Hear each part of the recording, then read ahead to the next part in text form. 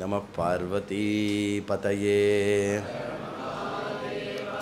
जानकी कांतस्मरणं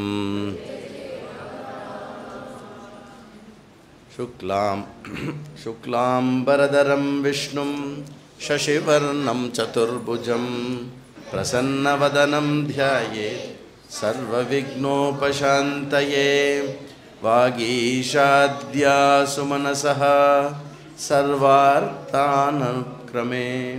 यं नत्वा कृतकृत्याः स्युः तं नमामि गजाननं गुरुब्रह्मा गुरुर्विष्णुः गुरुर्देवो महेश्वरः गुरुः साक्षात् परं ब्रह्म तस्मै श्रीगुरवे नमः अखण्डमण्डलाकारं व्याप्तं येन चराचरं तत्पदं दर्शितं येन तस्मै श्रीगुरवे नमः दोभिर्युक्तचतुर्भिः स्फटिकमणिमयीम् अक्षमालां ददानां हस्तेर्नैकेन पद्मं सितमपि च शुकं पुस्तकं चापरेण भासाकुन्देन्दुःशङ्खस्फटिकमणिनिभां भासमाना समाना सा मे वाग्देवतेयं निवसतु वदने सर्वदा सुप्रसन्ना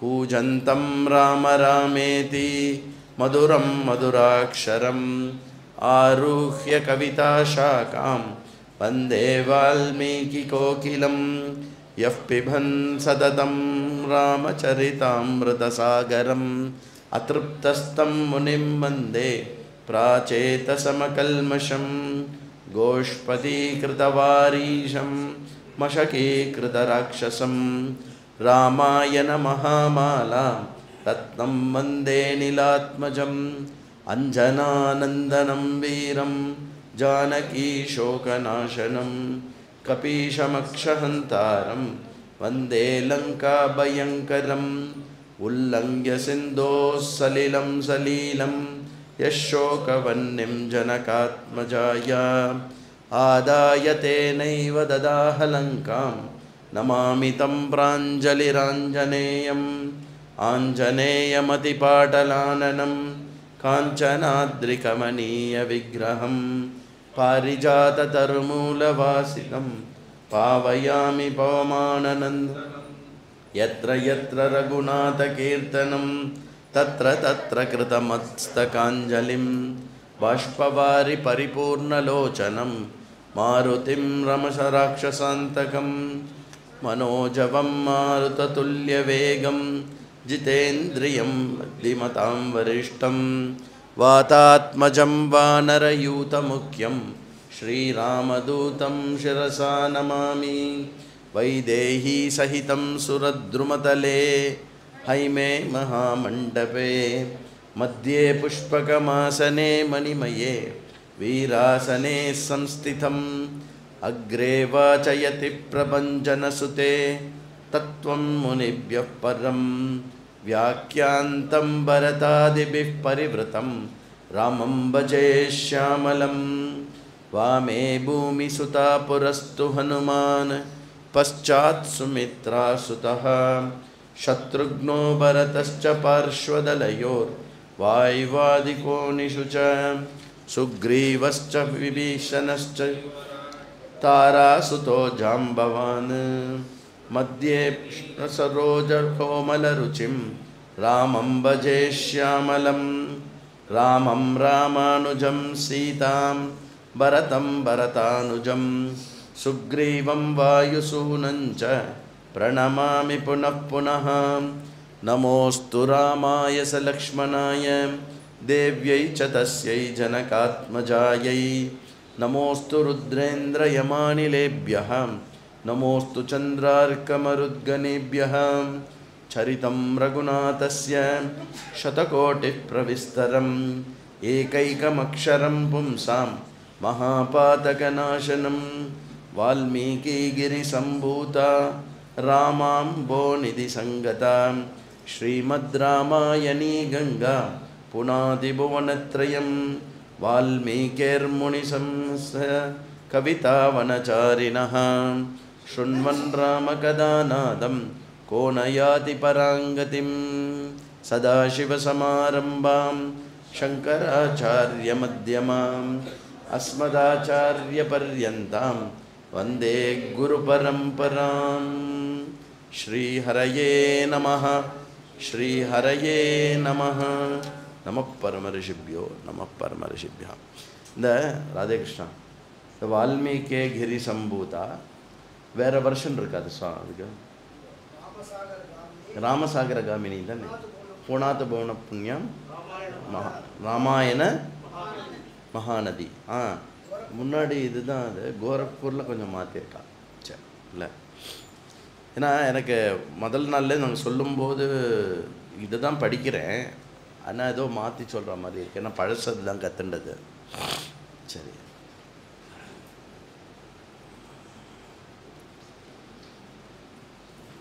प्रविश्येतु महारण्यं दण्डकारण्यमात्मवान् रामो ददर्श दुर्दर्श तापसाश्रममण्डलम् இப்படி பரதனுக்கு சொல்ல வேண்டியதெல்லாம் சொல்லி இன்னும் திடீர்னு பரதனுக்கு போயிட்டே இல்லைங்கயோ இன்றைக்கி மொத்த தண்டகாரண்ய ஆரண்ய காண்டத்தை நம்ம ஒரு ஃபுல் ரன் த்ரூ பார்க்க போகிறோம் சரியா நல்லா கவனமாக கேட்டேன்னாக்கா 6 நாளத்தோட பலன் இன்றைக்கி ஒரு நாள் கிடைக்கும் சரியா அதனால் பரதனுக்கு சொல்ல வேண்டியதெல்லாம் சொல்லி அனுப்பிச்சு அங்கேருந்து ராமர் பார்க்குறார் 2 விஷயம் ஒன்று இவ்வளோ தூரம் இங்கே ஒரே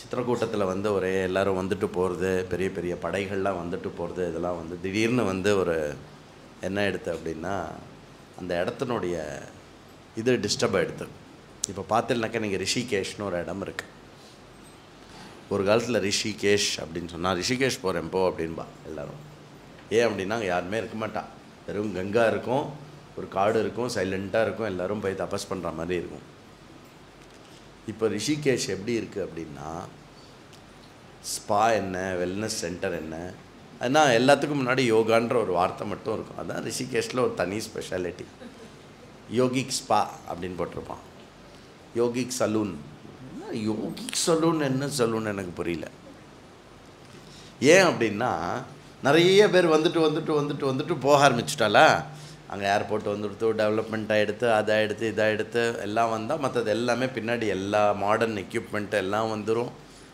வந்துடும் போட்டிங்க்கு வரவா இருக்கா ஒயிட் வாட்டரில் பரவா இருக்கா மேலேருந்து குதிக்கிறவா அது ஒரு குரூப் இருக்குது தெரியுமா மேலேருந்து குதிக்கிற குரூப்பு அப்புறம் கயிறை கட்டிட்டு குதிச்சுட்டு அப்படியே ஆடின்னு இருக்கிற குரூப்பு அப்புறம் அந்த தண்ணியில் ரோ பண்ணிட்டு போகிற குரூப்பு மலையேறுற குரூப்பு இந்த ரிஷிமுனிவர்கள்லாம் பார்த்தாங்க என்னடா இதுப்பா சுற்றி வர ஒரே இப்போ இருக்கு அப்படின்னு சொல்லிட்டு அவள் அங்கேருந்து கிளம்பி கொஞ்சம் நடுவில் இன்னும் மலைக்கெல்லாம் நடுவில் அந்த மாதிரி போய் அவள் திருப்பி அந்த மாதிரி போயிட்டான் அந்த மாதிரி சித்திரக்கூட்டத்துலேயும் என்ன நடக்கிறது அப்படின்னா ராமரை பார்த்தா ரொம்ப பெரிய ஆள் ராமர் யார் ரொம்ப பெரிய ஆள் இல்லையா இவர் இருந்தால் யாராவது வந்துட்டு போயின்னு இருப்பாளோ அப்படின்னு ஒரு ஸ்பெக்குலேஷன் எல்லா ரிஷிமுனிவர்களுக்கும் இருந்ததுனால என்ன ஆகிறது அதுக்கப்புறம் ராமரும் பார்க்குறார் இவாளை நம்ம ராமருடைய ஒரு ஃபஸ்ட்டு குணம் அங்கே வெளிப்படுறதுன்னா என்ன நிறைய குணங்கள் நிறைய இடத்துல வெளிப்படுறது அதில் ஒரு முக்கியமான குணம் என்ன அப்படின்னாக்கா நம்மளால் தப்பி தவறி கூட இன்னொருத்தருக்கு சிரமம் ஏற்பட்டுறக்கூடாது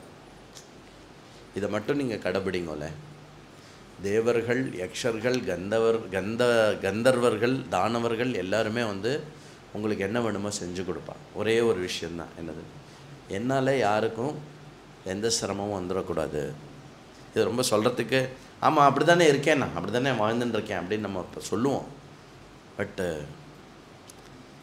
யூனோ வேர் இட் ஸ்டார்ட்ஸ் இப்படி சேரில் உட்காந்துக்கிறோம் இல்லையா ஒரு செகண்ட் நம்ம யாரையாவது மறைக்கிறோமான்னு செக் பண்ணிவிட்டு உட்காந்தோன்னா நாம் அந்த பாவனையிலையே வாழறோம்னு அர்த்தம் புரியுறதா எந்த அளவுக்கு அது சின்ன விஷயமா இருக்கலாம் ஆனால் அது எந்த அளவுக்கு ஒரு பெரிய ஒரு பண்பு பெரிய விஷயம் அப்படின்னு சொல்லிட்டு ஸோ எல்லா இடத்துலையும் இங்கே பண்ணுறோம் கண்ணா முழங்கால கட்டாத ஏன் முழங்கால கட்டக்கூடாது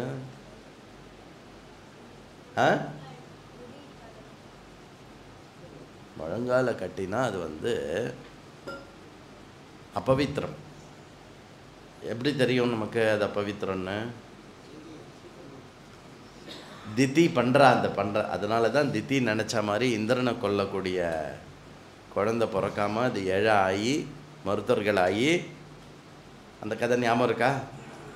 இந்திரன் வஜ்ரத்தால் அடித்து மாருத அழாதன்னு சொல்லி அதையே மாருத அப்படின்னு பேர் வச்சு அந்த 7 வந்து 7 ஆகி 49 மருத்துவர்களாக இப்போ வந்து தேவர்களாக சித்தமாயிருக்கா. ஆனால் என்ன, திதி நினச்ச காரியம் நடக்கலை இல்லையா? அந்த திதிக்கு சேவை பண்ண இடம், இந்திரன் சேவை பண்ண இடம் எந்த இடம் அப்படின்னா சித்தாசிரமம்னு ஒரு இடம். ஏன் சித்தாசிரமத்துக்கு சித்தாசிரமம்னு பேர்னா, திதி வரத்துக்கு முன்னாடி மகாவிஷ்ணு அந்த இடத்துல தபஸ் பண்ணி சித்தி அடைஞ்ச இடம். புரியுறதா? முழங்கால கட்டினா இவ்வளோ ராமாயணம் ஞாபகம் வரணும். முழங்கால கட்டாத. ஏன் கட்டாத? அப்படி தான் சொல்லியிருக்கேன் எங்கள் அப்பா அம்மா, வாயை மூடு, எதிர்த்து பேசாத, அப்படி சொல்லக்கூடாது. இந்த மாதிரி தித்தி முழங்கால கட்டினா அவன் நினச்சது நடக்கலை, நீ நினச்சது நடக்கணுன்னா முழங்கால கட்டாத. தித்தியா அப்படின்பா. கடைசியில் முழங்கால கட்டுறதுலாம் செகண்டரி. அப்படியே குழந்தைகளுக்குள்ளே ராமாயணம் உள்ளே போய்டும். சரியா? சரி, கம்மிங் பேக். அப்போது ராமர் வந்து பார்க்குறாரு. ரெண்டாவது விஷயம் என்ன அப்படின்னாக்க, இன்னொரு விஷயம் நம்ம என்ன பார்த்தோம்னாக்க, நம்மளுடைய ஞாபகங்கள் இருக்கு இல்லையா, அந்த ஞாபகங்கள் வந்து ஒரு பர்டிகுலர் இடத்தோட அதிகமாக இன்ஃப்ளூயன்ஸ் ஆகிருக்கும். தேசத்தோட ஒட்டி இருக்கக்கூடிய ஒரு இடம். சரியா? அதனால் வந்து இப்போ எனக்கு வந்து மயிலாப்பூர் டேங்க் அப்படின்னு ஒரு வார்த்தை காதில் விழுந்ததுனாலே எனக்கு ஃபஸ்ட்டு என்ன ஞாபகம் வரும்னா, நான் முதல்ல 63 தான் வந்து மயிலாப்பூர் பக்கம் போனேன். அந்த முதல்ல அந்த கூட்டத்தில் வந்து கபாலி அப்படின்னு அந்த தேர் இழுத்தது டொக்குன்னு ஞாபகம் வரும். அந்த தேசம் ஞாபகம் வந்து அந்த ஞாபகம் வந்துடும் இருக்கு இல்லையா? இது வந்து எல்லாருக்குமே காமனாக இருக்கக்கூடிய ஒரு விஷயம். ராமரும் என்ன யோசிக்கிறார் அப்படின்னா, எப்போவுமே ஸ்வர்ண விபூஷிதமாகவும் மொத்த பூலோகத்துக்கே 3 ராணியை வந்து விபூஷிதமாக பார்த்த ராமர் 3 பேரை வந்து விதவையாக பார்த்த இடம், ஓன்னு அழுத இடம். அப்புறம் 4 பேர் பிரதர்ஸ் இருக்கா இல்லையா, அவள் லைஃப்லேயே எதுக்குமே அழுததில்லை. அவள் அப்படிப்பட்ட மகா வீர பராக்கிரமனவா, அவள் சேர்ந்து அழுத இடம். அதனால் ராமர் வந்து இந்த இடத்த விட்டு நம்மளும் கிளம்பலாம் அப்படின்னு சொல்லிட்டு பிரவிஷ்ய மகாரண்யம் தண்டகாரண்யம் அப்படின்னு சொல்லிட்டு தண்டகாரண்யத்துக்குள்ளே அவள் என்டர் ஆகி உள்ளே போகிறா. இதில் வந்து தண்டகாரண்யம் ஆரண்ய காண்டம் அப்படிங்கிறது ஆரம்பிக்கிறதுக்கு என்ன லட்சணம் அப்படின்னாக்க, பிரவிஷ்ய தண்டகாரண்யம் அப்படின்னு வந்து ராமர் தண்டகாரண்யத்துக்குள்ளே போகிறத வந்து ஆரண்ய காண்டத்தினுடைய ஆரம்பமாகவும், அயோத்தியாவுக்கு சம்பந்தப்பட்ட பரதாதி விஷயங்கள் அவள் கிளம்பி போகிறது வந்து அயோத்தியா காண்டத்தினுடைய முடிவாகவும் இருக்குது. பாலகாண்டத்தினுடைய நிறைவு வந்து சீதா கல்யாணத்தில், அயோத்தியா காண்டத்தினுடைய நிறைவு வந்து பாதுகாப்பட்ட அபிஷேகத்தில், ஆரண்ய காண்டத்தினுடைய நிறைவு எதில் முடிஞ்சது? சபரி மோக்ஷம். சபரி மோக்ஷத்தில் நடந்தது. பரவாயில்ல, யூஸ் பண்ணிக்கலாம் அந்த வார்த்தையை, ஒன்றும் தப்பு இல்லை.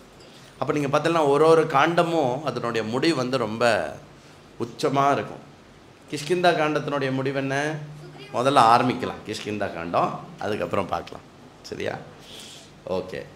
அதில் வந்து ஒரே தண்டகாரண்யத்துக்குள்ளே போகும்போது ஒரே நிறைய பேர் வந்து அக்னிஹோத்திரங்கள் அதெல்லாம் நல்லா பண்ணிட்டு இருக்கா. ராமர் வந்து அதெல்லாம் பார்த்துட்டு அந்த தண்டகாரண்யத்தினுடைய அழகை வந்து ராமர் லக்ஷ்மணர்கிட்ட வர்ணிக்கிறார், சீதா கிட்ட வர்ணிக்கிறார். எல்லாரும் வந்து அந்த விஷயத்தை வந்து ஒரே என்ஜாய் பண்ணுறார். எங்கே போனாலும் எந்த இடத்துல போனாலும் வந்து ராமருக்கு வந்து அதிதி சத்காரம் நடக்குது. ராமரை வரவேற்கிறார் எல்லா இடத்துலையும்.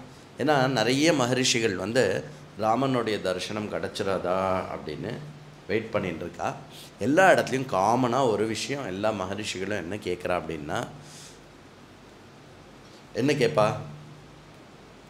இப்போ நாம் தமிழ்நாட்டில் இருக்கிறவா என்ன கேட்போம்? யாராவது இப்போ நம்மளை மாதிரி சத் சங்கத்தில் இருக்கிறவா வந்தான்னா என்ன கேட்போம்? நம்ம இப்போ ஒரு பெரிய ஆஃபீஸர் வரார், ஆஃபீஸரில் பிரைம் மினிஸ்டர் நரேந்திர மோடி வராருன்னு வச்சுக்கோங்களேன்.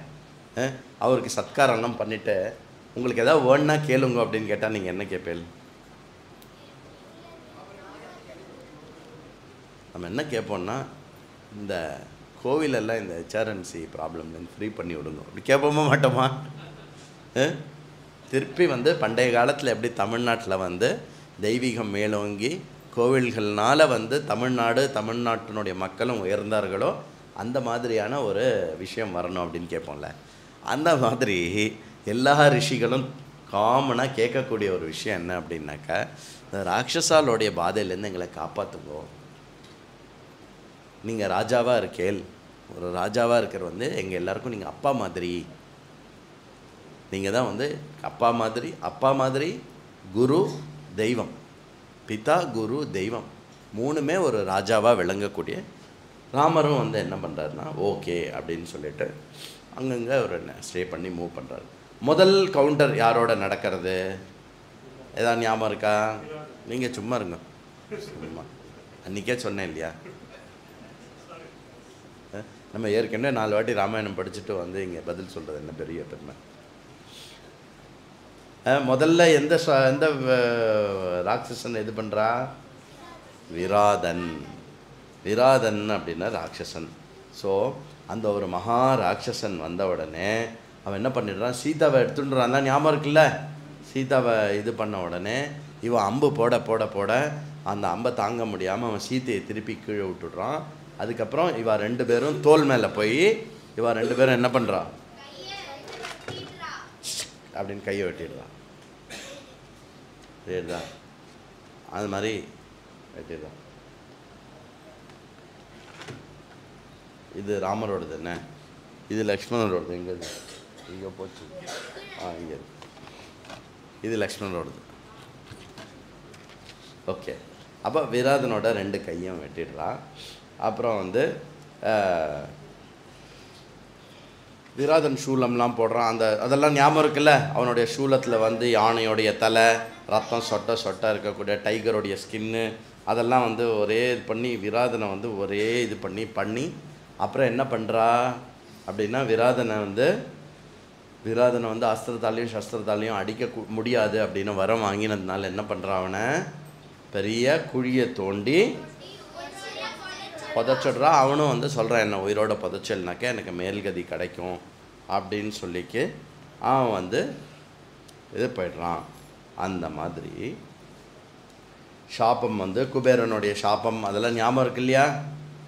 குபேரனுடைய சாபம் விராதன் வந்து இது பண்ணிவிட்டு அப்புறம் விராதன் ஒரு முக்கியமான லீடு கொடுக்குறான். நீங்கள் இங்கே தண்டகாரண்யத்துலேருந்து பார்த்தேன்னாக்க ராமருடைய என்டையர் ட்ராவல் எப்படி இருக்குன்னாக்க, இப்போ எங்கே இருக்காரோ அங்கே வந்து ஒரு இண்டிகேஷன் கொடுப்பா, அங்கேருந்து அடுத்த இடத்துக்கு போவார்.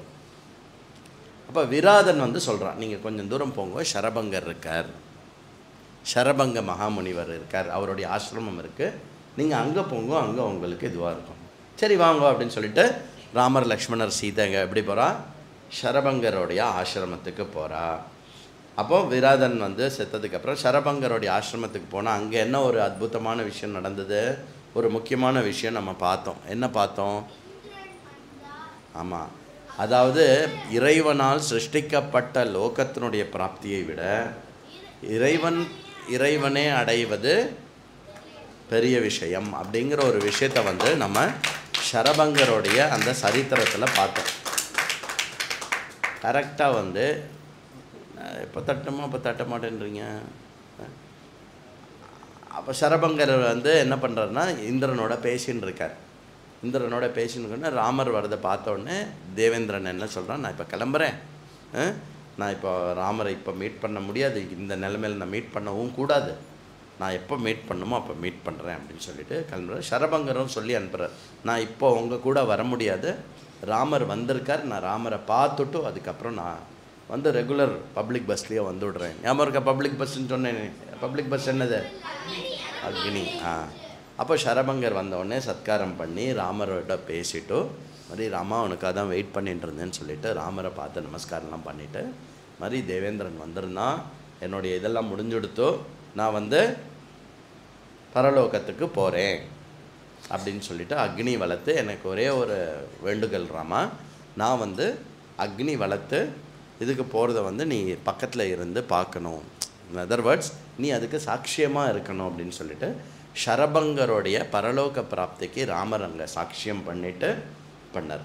அதுக்கு முன்னாடி என்ன சொன்னார் சரபங்கர், நீ என்ன நாடி வந்திருக்க, என்னுடைய தங்கிடணும் அப்படின்லாம் வந்து சொல்லி அனுப்பிச்சிருக்கா, நீ என்ன பண்ணி இங்கேருந்து சில தூரம் போனேன்னாக்க அடுத்த லீடு என்ன lead, next stopping very good. சுதீக்ஷணர் அப்படின்றவர் வந்து ஆசிரமம் வச்சுண்டு அவர் வந்து இது பண்ணியிருக்கார். போகிறோம். இங்கே பாரு, இங்கே அப்படி இல்லை இங்கே பாரு, சின்ன சின்ன ஆன்சருக்குலாம் எப்படி தட்டணும்னா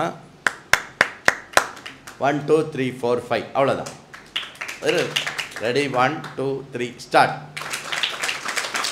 அவ்வளோதான். Very good. நல்லா இருக்குல்ல? ஷார்ட்டாக தட்டினா ஓகே. இல்லைன்னா போட்டி இருக்கும், நான் தான் கடைசியாக தட்டி முடித்தேன் அப்படிங்கிறது. சரியா? அப்போது அங்கேருந்து வந்து நேராக வந்து இது பண்ணுறாரு. அப்போ திருப்பி அங்கே ஒரு பெரிய ரிஷி மண்டலம் இருக்கு. அந்த பெரிய ரிஷி மண்டலம் வந்து என்ன பண்ணுறான்னா திருப்பி வந்து எல்லா சொல்கிறா. அவள் எக்ஸாக்டாக ஒன்றுமே நல்ல டீட்டெயில்ஸ் கொடுக்குறா. யாரெல்லாம் ராட்சசர்கள், எப்படி கொடுமைப்படுத்துகிறா, எப்படி கஷ்டப்படுத்துகிறா. அப்புறம் வந்து இந்த பம்பா சரோவர் இருக்கு இல்லையா, சபரி அங்கே இருக்கா இல்லையா, அந்த இடம் மட்டும் ராமா, அப்போ சொன்னேன் ஞாபகம் இருக்கா? பம்பா சரோவர் சபரி பின்னாடி வரும் பார்க்கலான்னு நம்ம பார்த்து முடிச்சிட்டோம். அது மட்டும் ராமா, அந்த இடம் மட்டும் ராமா வந்து ஃபுல்லாக ராட்சசர்களால் நிரப்பப்பட்டிருக்கு. ஜனஸ்தானம், இதுக்கு பேர் ஜனஸ்தானம். தண்டகாரண்யத்துக்கு இன்னொரு பேர் வால்மீகி யூஸ் பண்ணுறது வந்து ஜனஸ்தானம் அப்படின்னு பேர். அந்த ஜனஸ்தானம் ஃபுல்லாக வந்து நீ வந்து கொஞ்சம் க்ளீனிங் ஒர்க் இருக்கிறாமா உனக்கு, உன்னோட அம்பு அஸ்திர சஸ்திரத்துக்கெல்லாம் வேலை நிறையா இருக்குது, நீ தான் காப்பாற்றணும் அப்படின்னு சொல்லிட்டு சுதீக்ஷணர்கிட்ட ஆசீர்வாதம் வாங்கிட்டு ஃபர்தராக டென்ஸ் ஃபாரஸ்ட்டுக்குள்ளே அவள் அப்படியே மூவ் பண்ணுறான். ஸோ ஓரளவுக்கு ஓவராலாக ஐடியா கிடச்சிடுது ராமருக்கு சுதீக்ஷணருடைய ஆசிரமத்தில் என்ன அப்படின்னா, இந்த மாதிரி அப் டு பம்பா சரோவர் இந்த தண்டகாரண்யம் ஃபுல்லாக இப்போ நம்ம வந்து சார்ஜ் எடுத்துட்டு நம்ம வந்து டீல் பண்ணணும் அப்படின்னு. அன்றைக்கி நைட்டு சுதீக்ஷணரே வந்து ராமருக்கு வந்து டின்னர் சர்வ் பண்ணுறாரு, சத்காரெல்லாம் பண்ணுறாரு. ராமரும் வந்து ரொம்ப சந்தோஷமாகி எல்லாம் பண்ணுறார். மீன்வைல் சீதாவுக்கு வந்து மனசில் ஒரு பிரேமம் இருக்குது இல்லையா ஹஸ்பண்ட் மேலே, அபரிமிதமான பிரேமை. அதுவும் சாதாரணமாக ஹஸ்பண்டுனாலே வந்து ஒய்ஃபுக்கு ஒரு லவ் இருக்கும். அதுலேயும் வந்து வெரி சக்ஸஸ்ஃபுல் ஹஸ்பண்டுனா இன்னுமே பிரேம ஜாஸ்தியாக இருக்கும். அதுவும் வந்து தெய்வத்துக்கு துல்லியமாக இருக்கக்கூடிய ஒரு ஹஸ்பண்டாக இருந்து உலகமே போற்றக்கூடிய ஒரு ஹஸ்பண்டாக இருந்தால் எவ்வளோ லவ் இருக்கும் இல்லையா? அந்த மாதிரி இருக்கக்கூடிய ராமர் வந்து எப்போவுமே வந்து அம்பும் கையுமா சுற்றின்னு இருக்காரு. நம்ம கொஞ்சம் ரிலாக்ஸ்டாக இருப்போமே. இந்த ஆஃப்ரிக்கன் சஃபாரி மாதிரி தண்டகாரண்ய சஃபாரிலாம் இப்படி ஒரு யானையை பிடிச்சோமா, அது மேலே ஏறி உக்காந்தோமா, அப்படி அங்கே பாரு புலி ஓடுறது பாரு, அங்கே பாரு இது ஓடுறது பாரு, அப்படி பார்க்கலாமா, அந்த மாதிரி சாதாரணமாக இருக்கலாமே அப்படின்னு தோணியிருக்கும் போல் இருக்கு. அப்படி தோணலை. முக்கியமாக சீதைக்கு என்ன தோணித்து அப்படின்னாக்க, இந்த மாதிரி ஹிம்சா அப்படிங்கிறது வந்து அவாய்டு பண்ணணும். நிறைய பேஜ் எல்லா ரிஷி முனிவர்களாக இருக்காளே ஒழிஞ்சு எல்லோரும் திரும்பி ராமர்கிட்ட என்ன சொல்கிறா அப்படின்னா, நீங்கள் ராட்சசாலெல்லாம் அழிக்கணும்னு இப்படியே சொல்லின்னு இருக்கா. இது என்னடா நம்ம ஆத்துக்கார் வந்து எப்போ பாரு வந்து கையில் துப்பாக்கியோட சுற்றின்னு இருக்கார் அப்படின்ற மாதிரி இருக்கும்போது, அப்போ வந்து சீதா அழகான சில விஷயங்கள் சொல்கிறேன். சில விஷயங்களில் மட்டும் நான் ஃபோக்கஸ் பண்ணி சொல்கிறேன்னு. அப்போ என்ன சொன்னேன், இந்த காமம் அப்படிங்கிறது வந்து 3 விஷயத்துக்கு ஹேத்துவாக இருக்கும், 3 விஷயத்துக்கு காரணமாக அமையிறது. காமம் எதுக்கு அப்படின்னா மித்யாபாஷணத்துக்கு, 2வது வந்து பரஸ்திரி கமனத்துக்கு, 3வது வந்து ஹிம்சாக்கு இல்லையா? இந்த 3 விஷயங்கள் இருக்கு இல்லையா? இந்த 3 விஷயத்தில் சீதா என்ன சொல்கிறான்னா, மித்யாபாஷணம்னா என்ன? பொய் பேசுறது ராமா, கண்டிப்பாக பொய் பேசுறது ராமர். இது ரெண்டுமே தே டோன்ட் கோ டுகெதர். இருட்டும் வெளிச்சம் மாதிரி. சேம் வந்து பரஸ்திரி கமனம். இந்த 2 விஷயத்தில் வந்து அப்சல்யூட்டாக நோ டவுட் அபவுட் இட். ஆனால் இந்த ஹிம்சா அப்படின்னு ஒன்று இருக்குல்ல, அந்த விஷயத்தில் வந்து எனக்கு கொஞ்சம் கவலையாக இருக்குது அப்படின்னு சொல்லிட்டு தனக்கு தெரிஞ்ச ஒரு விருத்தாந்தத்தை சொல்கிறார். ஒரு முனிவர் இருந்தார். அந்த முனிவர் வந்து அதிகமாக தபஸ் பண்ணும்போது அந்த தேவேந்திரன் என்ன பண்ணிட்டார் அப்படின்னாக்க, ஒரு பெரிய கட்கத்தை கொண்டு வந்து நீங்கள் வச்சுக்கோங்கோ, உங்களுடைய ப்ரொடெக்ஷனுக்காக வச்சுக்கோங்க அப்படின்னு ஏதோ இந்திரன் நல்லது பண்ணுற மாதிரி அதை கொடுத்துட்டு போயிட்டான். அப்போ இந்த மாதிரி ஒழுங்காக ராமாயணம் எடுக்கணும்ல, ராமாயணம் எடுக்கிறச்ச நடுவில் இதை எடுத்து பாதி 2 அக்னிஹோத்திரம் ஹோமம் கொடுத்துட்டு என்ன கேவாள் பிரஜாபதைய ஸ்வாஹா பிரஜாபதியே தன்னமமா அப்படி அந்த முனிவர் என்ன பண்ணாரா, அதை அப்பப்போ எடுத்து இப்படிலாம் பார்த்தாராம். அதுக்கப்புறம் இது நமக்கு ப்ரொடெக்ஷனுக்கு கொடுத்துன்னு போயிருக்கார்ல, அதனால் வந்து நம்ம குளிக்கரிச்சா கூட எடுத்துன்னு போவோம் பூ பறிக்கிறச்ச கூட எடுத்துன்னு போவோம், பழங்காய்கனிகள் கட் பண்ணுறச்ச கூட எடுத்துன்னு போவோம் அப்படின்னு எப்போவுமே அது தான் கூடவே இருந்துதான். அந்த கூடவே இருந்து நல்ல ஒரு திவ்யமான வாளாக இருந்ததுன்னு வச்சுக்கோங்க, இந்த மாதிரி இருந்ததுனாக்க பல பலன் இருந்தால் அப்பப்போ இப்படி இப்படியே எடுத்து இப்படி இப்படி பண்ண தோணும். சரியா?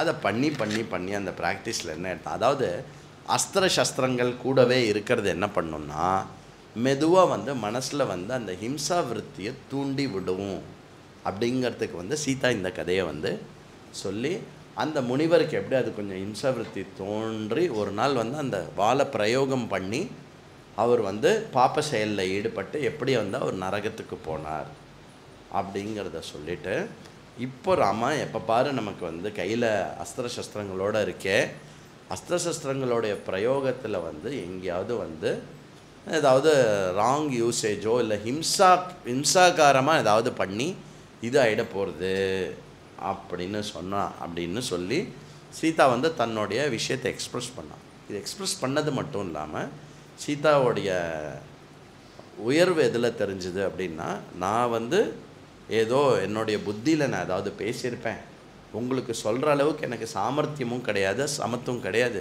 இருந்தாலும் எனக்கு தோணினதை நான் அப்படியே சொல்லிவிட்டேன், ஏதாவது தப்பாக சொல்லியிருந்தால் மன்னிச்சிருங்கோ அப்படிங்கிற விஷயத்தை சீதை எக்ஸ்ப்ரெஸ் பண்ணுறா.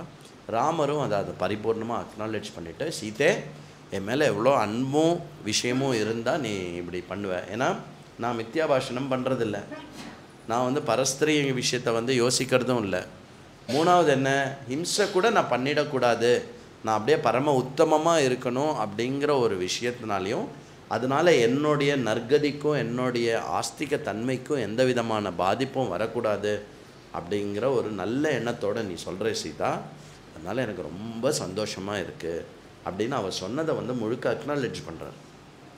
அப்புறம் என்ன சொல்கிறார் அப்படின்னா, நீ பேசும்போது என்ன சொன்ன அப்படின்னா, அஸ்திரங்கள் சஸ்திரங்கள்லாம் ஹிம்சை பண்ணுறதுக்காக இல்லை, அஸ்திரங்கள் சஸ்திரங்கள்லாம் எதுக்காக இருக்குது அப்படின்னா காப்பாற்றுறதுக்காக இருக்குது. முக்கியமாக யார் பீடிக்கப்படுறாலோ அவளுடைய துக்கத்தை நீக்கிறதுக்காக அஸ்திர சஸ்திரங்கள் இருக்குது. அப்படி தானே நீயுமே நீ சொல்லும்போது சொன்ன. நல்லா பார்த்துக்கோல சீதே, இந்த சஸ்திரம் நான் கையில் வச்சுருக்கேன்னா இதால் ஹிம்சை பண்ணுறதுக்காக வைக்கலைண்ணா, இதால் ஒருத்தருக்கு துக்கம் ஏற்படுறதுன்னா அந்த துக்கத்தை நிறுத்துறதுக்காக நான் இந்த அஸ்திர சஸ்திரத்தை வச்சுருக்கேன். ஏன்னா அதுதான் சனாதனமாக இருக்கக்கூடிய என்னுடைய க்ஷத்ரிய தர்மம். க்ஷத்ரிய தர்மம் க்ஷத்ரியனுக்கு மாத்திரம் பண்ணுற மாதிரியான ஆயுதங்கள் எதுக்காக கொடுக்கப்பட்டிருக்கு? போலீஸ்க்கு ஏன் துப்பாக்கி கொடுத்து வச்சுருக்கா? வீட்டில் சண்டை எடுத்து டமால்னு சுட்டுறதுக்கா? யாராவது தப்பு பண்ணுறது மூலமாக ஒரு மாபெரும் ஆபத்தை மற்றவாளுக்கு உண்டாக்குறா அப்படின்னா அவள் இந்த ஆயுதத்தை பயன்படுத்தி அந்த வர பேராபத்தை தடுக்கிறதுக்காக அந்த ஆயுதத்தை கொடுக்கப்பட்டிருக்கு இல்லையா? அந்த மாதிரி தான் சீதே, நான் கவலையே படாத, நான் ஹிம்சை பண்ண மாட்டேன். ஆனால் ரிஷி முனிவோர்களுக்கெல்லாம் ராட்சசர்களால் துக்கம் நடந்ததுனாக்க இதோடைய வீரியத்தை நீ முன்பு பார்த்திடாத அளவுக்கு பார்ப்ப, அதுவும் சொல்கிறார். எப்படி இது வேலை செய்யணுமோ அது அப்படி வேலை செய்யும் அப்படிங்கிறார். இன் அதர் வேர்ட்ஸ் ராமர் என்ன அஷூரன்ஸ் கொடுக்குறாருன்னா, ராமருடைய ஒரு முக்கியமான லட்சணத்தை இங்கே அவரே என்ன வெளிப்படுத்துகிறாருன்னா, பரிபூர்ணமான ஆத்மவான். அவருடைய சஸ்திரம், அவருடைய மனசு, அவருடைய புத்தி, அவருடைய காயம், அவருடைய வாக்கு, இது எல்லாமே பர்ஃபெக்டாக அவர் கண்ட்ரோலில் இருக்கக்கூடிய ஒரு விஷயங்கள். அதனால் எங்கேயுமே அதை தவறாக பயன்படுத்துகிறதோ இது பண்ணுறதோ கிடையாது. சும்மாவான ஏதாவது ஒரு பிராணி போகிறதுனா அப்படி வால் எடுத்து டக்குன்னு அதை அப்படி அடிக்கிறதோ வெட்டுறதோ அப்படி கிடையாது. இப்போ நம்மலாம் ரோட்டில் போகிறச்சு ஏதாவது ஒரு லோ ஹேங்கிங் ட்ரீ இருக்குதுன்னு வச்சுக்கோங்களேன், நம்ம என்ன பண்ணுவோம், அதோட இலையை பட்டுன்னு அடிப்போம்ல. ஏன் அப்படின்னா அது ஒன்று சொல்லாது, அது பண்ணக்கூடாது, அது ஹிம்சா. இத்தனைக்கும் ரோட்டில் இருக்கிற கல்லை உதச்சுண்டே போகிறது இருக்கு இல்லையா? சில பேர் அந்த முந்திலாம் லாங் டிஸ்டன்ஸ் நடப்பா, போர் அடிக்கிறதுன்னு சொல்லிவிட்டு ஒரு கல்லை உதச்சுண்டே போவாள். அந்த கல்லை அங்கேருந்து உதச்சுன்னு அவள் எங்கே போகிறாளோ அது முட்டை எடுத்துன்னு போவாள். இன்க்ளூடிங் அதுவே கூட பரமஜடமாக இருக்கக்கூடிய ஒரு கல்லை கூட அந்த மாதிரி பண்ணக்கூடாது, நம்ம காலால் எத்தக்கூடாதுன்ற அளவுக்கு நம்மளுடைய தர்மம் சட்டிலான தர்மம். சரியா? அந்த மாதிரியாக அதாவது ராமருடைய மனசு எப்படி அப்படின்னா, பிறருக்கு ஹிம்சை நடக்கும் என்று தெரிந்தால் அந்த ஹிம்சையை தடுப்பதற்கு அவரை மாதிரி ஒரு குரூரமாக யாருமே நீங்கள் பார்க்க முடியாது. மற்ற டைமில் அவரை மாதிரி ஒரு சௌமியம், அவரை மாதிரி ஒரு மிருதுவான பர்சன் வேறு யாருமே இந்த ஹோல் புராணத்தினுடைய எந்த சிஸ்டம்லேயே வந்து ராமருடைய மிருதுவுக்கு வந்து உபமானமே யாருமே கிடையாது. அவ்வளோ சாஃப்ட் பர்சன் அவர் அப்படின்னு ராமர் வந்து அழகாக அதுக்கு வந்து இது பண்ணிவிட்டு, கவலைப்படாத இது என்னுடைய பிரதிஜை அப்படின்னு சொல்லி அவள் ஃபர்தராக போகிறச்சே என்ன ஆகிறது, டன் அப்படின்னு மியூசிக்கெல்லாம் கேட்குறது. பார்த்தா யாருமே இல்லை, வனத்தில் எங்கே மியூசிக் வருது அப்படின்னு கேட்ட உடனே கூட ஒருத்தர் வர்றார். யார்? தர்மபிரதர் அப்படின்னு ஒரு மகரிஷி. அவள் கூடவே நிறைய மகரிஷிகள் அவளுடைய சுற்றின்னு இருக்கா. ராமரோடைய நல்லா அவளுக்கு தெரியும், ஸ்ரீராமச்சந்திரமூர்த்தி அவர் கூட நம்ம கொஞ்ச நாள் பாத யாத்திரையாக நடப்போம் அப்படின்னு சொல்லிட்டு எல்லா தொகுதியாக போகிறாள். அதில் அந்த தர்மபிரதர் வந்து ஒரு கதை சொல்கிறார். இந்த மியூசிக் எங்கேருந்து வருதுன்னு ராமர் கேட்ட உடனே, இந்த மாதிரி மாண்டகர்ணி அப்படின்னு ஒரு பரம தபஸ்வி ஒருத்தர் இருக்கார். அவர் பல ஆயிரக்கணக்கான வருஷம் தபஸ் பண்ணதும்போது இந்திரன் என்ன பண்ணிட்டான் அப்படின்னா 5 அப்சரா பெண்களை அமுச்சுட்டான் இல்லையா. அவர் என்ன பண்ணிட்டார், அந்த 5 அப்சரா பெண்கள் கிட்ட மோகிச்சு 5 அப்சரா பண்ணியும் கல்யாணம் பண்ணிட்டார். கல்யாணம் பண்ணிவிட்டு அவள் எல்லாருமே வந்து கந்தர்வ வித்யாவில் வந்து ரொம்ப கலை தேர்ந்தவா. அதனால் வந்து டெய்லி என்ன வேலை அப்படின்னா அவள்லாம் மியூசிக்கெல்லாம் போட்டுருப்பா, இவரும் வந்து மியூசிக் கேட்டுண்டு அப்படியே ஜாலியாக இருக்கார். அது யாருக்கும் தெரியாமல் அந்த நீர் தேக்கம் இருக்குல்ல, அதுக்கு அடியில் இது நடந்துட்டுருக்கு அப்படின்னு ஒரு அண்டர் வாட்டர் அக்வேரியமில் வந்து ஒரு பெரிய மியூசிக்கல் ஸ்டூடியோ வச்சுண்டு மாண்டகர்ணி ரிஷி வந்து அவருடைய தபஸ்லாம் இழந்து அப்படியே பண்ணின்னு இருக்கார் அப்படின்னு. அப்போது இது என்ன இந்த இந்த இந்த ஸ்டோரிக்கு என்ன ரெலவென்ஸ் ராமாயணத்தில் அப்படின்னாக்கா, என்ன ரெலவென்ஸ் அப்படின்னாக்கா, நம்மளுடைய தபஸ் என்னவோ அதில் ஃபோக்கஸ்டாக இருக்கணும். தபஸை டிஸ்டர்ப் பண்ணுறதுக்கு என்ன வேணால் நடக்கும், அதுலேருந்து ஆனால் குயிக்காக வெளியில் வந்துடணும் அப்படிங்கிறது தான் இதில் தபஸ் இல்லை. ஸோ இதுக்கு முன்னாடி சீத்தை சொன்ன கதையில் என்ன, சீத்தை ஒரு விற்த்தாந்தம் சொன்னாலையே, இந்திரன் வந்து சஸ்திரம் கொடுத்துட்டு போயிட்டான். அதில் என்ன விஷயம் அப்படின்னாக்கா, அதுலேயும் வந்து அந்த பர்சன் வந்து தபஸை இழந்துட்டார். பூர்ணமாக இழந்து அந்த சஸ்திரத்தை தப்பாக பயன்படுத்தி அதனால் வந்து அவர் பாபகர்மா ஆகி அவருடைய தபஸு பிரஷ்டமாச்சு, ப்ளஸ் கதியும் வந்து நரக்க கதி கிடச்சிது அவருக்கு. ஸோ அப்படி இருக்கக்கூடாது அப்படிங்கிறது. இது வந்து மாண்டகர்ணியோட விஷயம் என்ன அப்படின்னா, இந்த மாதிரி வந்து டிஸ்டர்பன்சஸ்லாம் வந்தால் கூட அது வந்து அப்படி இப்படி டிஸ்டர்ப் ஆனால் கூட முன்பு எப்படி விஸ்வாமித்திரர் வந்து டிஸ்டர்பன்ஸ் வந்து அதுலேருந்து மீண்டு திருப்பி மேலே வந்தாரோ அந்த மாதிரி மேலே வரணும் அப்படிங்கிறது தான் அதில் இருக்கக்கூடிய ஒரு பெரிய விஷயம். இந்த மாதிரி தண்டகாரண்யத்தில் வந்து ராமர் வந்து சில மகரிஷிகளோட இந்த ஆசிரமம் அந்த ஆசிரமம்னு ஒரு ஆசிரமமாக போகிறார். சில ஆசிரமங்களில் 4 மாதம், சில ஆசிரமங்களில் 8 மாதம், சில ஆசிரமங்களில் 1 வருஷம், அந்த மாதிரி சில ஆசிரமங்களில் 2-3 தடவை திருப்பி வந்து தங்கிறது. இந்த மாதிரி நிறைய அந்த மாதிரி பண்ணி திருப்பி சுதீக்ஷ்ணருடைய ஆசிரமத்துக்கே வரார். சுதீக்ஷ்ணரோட ஆசிரமத்துக்கே வந்துட்டு திருப்பி கொஞ்சம் நேரம் இருந்துட்டு, அதனால் இந்த ராமருடைய மேப்பு பார்த்தேன்னு வச்சுக்கோங்களேன், அவர் எப்படி நடந்தார் அப்படின்னு பார்த்தா, அந்த தண்டகாரண்யம் மட்டும் ஃபுல்லாக அளந்திருப்பார் அவருடைய வாக்கிங். சில மேப்பு வந்து சில பேர் அந்த மேப்பாக போட்டு எல்லாம் பண்ணியிருக்கா. இதெல்லாம் தண்டகாரண்யம் மட்டும் ஃபுல்லாக நன்னா நடந்திருப்பார். நூக் அண்ட் கார்னர் பார்த்துருப்பார் அவர். திருப்பி சுதீக்ஷ்ணருடைய ஆசிரமத்துக்கு வந்து கொஞ்ச நாள் இருந்துட்டு உடனே ராமருக்கு வந்து சுதீக்ஷ்ணர்கிட்ட போய் கேட்குறார், இந்த மாதிரி அகஸ்தியர் அப்படின்னு அந்த மகரிஷியை வந்து தரிசனம் பண்ணணும் அப்படின்னு. சுதீக்ஷ்ணருக்கு பரம சந்தோஷம். ஏன் அப்படின்னா, ஏற்கனவே நான் சொன்ன மாதிரி பாரதத்தில் வந்து 2 உத்தமோத்தமமான ரிஷிகள் அப்படின்னு 2 பேர் எடுக்கணும் ராமாயண காலத்தில் அப்படின்னாக்கா, அது வந்து விஸ்வாமித்திரர், தட்சிணத்தில் வந்து அகஸ்தியர். இவா 2 பேருக்கு சமமாக வேறு எந்த மகரிஷியுமே கிடையாது. விஸ்வாமித்திரர் என்னது. பை த வே, இந்த காயத்ரி மந்திரம்னு ஒன்று இருக்குது தெரியுமோ? இந்த சந்தியாவந்தனம் பண்ணுறவா என்ன பண்ணுறா டெய்லி? ஹரிஷ்ய பிரணவசிய ரிஷி பிரம்மா தேவி காயத்ரி சந்தா காயத்ரீம் உஷ்ணிக்கு அனுஷ்டுப்பு பிரஹதி பங்கி துஷ்டுப்பு ஜகத்யஸ்சந்தசி அக்னிவாயர்க்கவாகினோர்னு விஸ்வ தேவோ தேவதா. ரிஷி பேர் வருமே, எங்கே வரும்? ஆயாத்து வருதா தேவி? இதுப்பா ஆமாம், அதில் விஸ்வாமித்திரர் ரிஷி பேர் வருது. அப்போ காயத்ரி மந்திரத்தினுடைய கோடிஃபிகேஷன் இருக்கு இல்லையா, அந்த மந்திர திரஷ்டா அப்படின்னு சொல்லுவா இல்லையா, காயத்ரி மந்திரத்தினுடைய ஒன் ஆஃப் த மந்திர திரஷ்டா மகரிஷி விஸ்வாமித்திரர், ரிஷி விஸ்வாமித்திரர். அவரை மறக்கவே முடியாது. சந்திர சூரியன் இருக்கிறது மட்டும் அவரை ஞாபகம் வச்சுக்கணும். அதே மாதிரி அகஸ்தியர்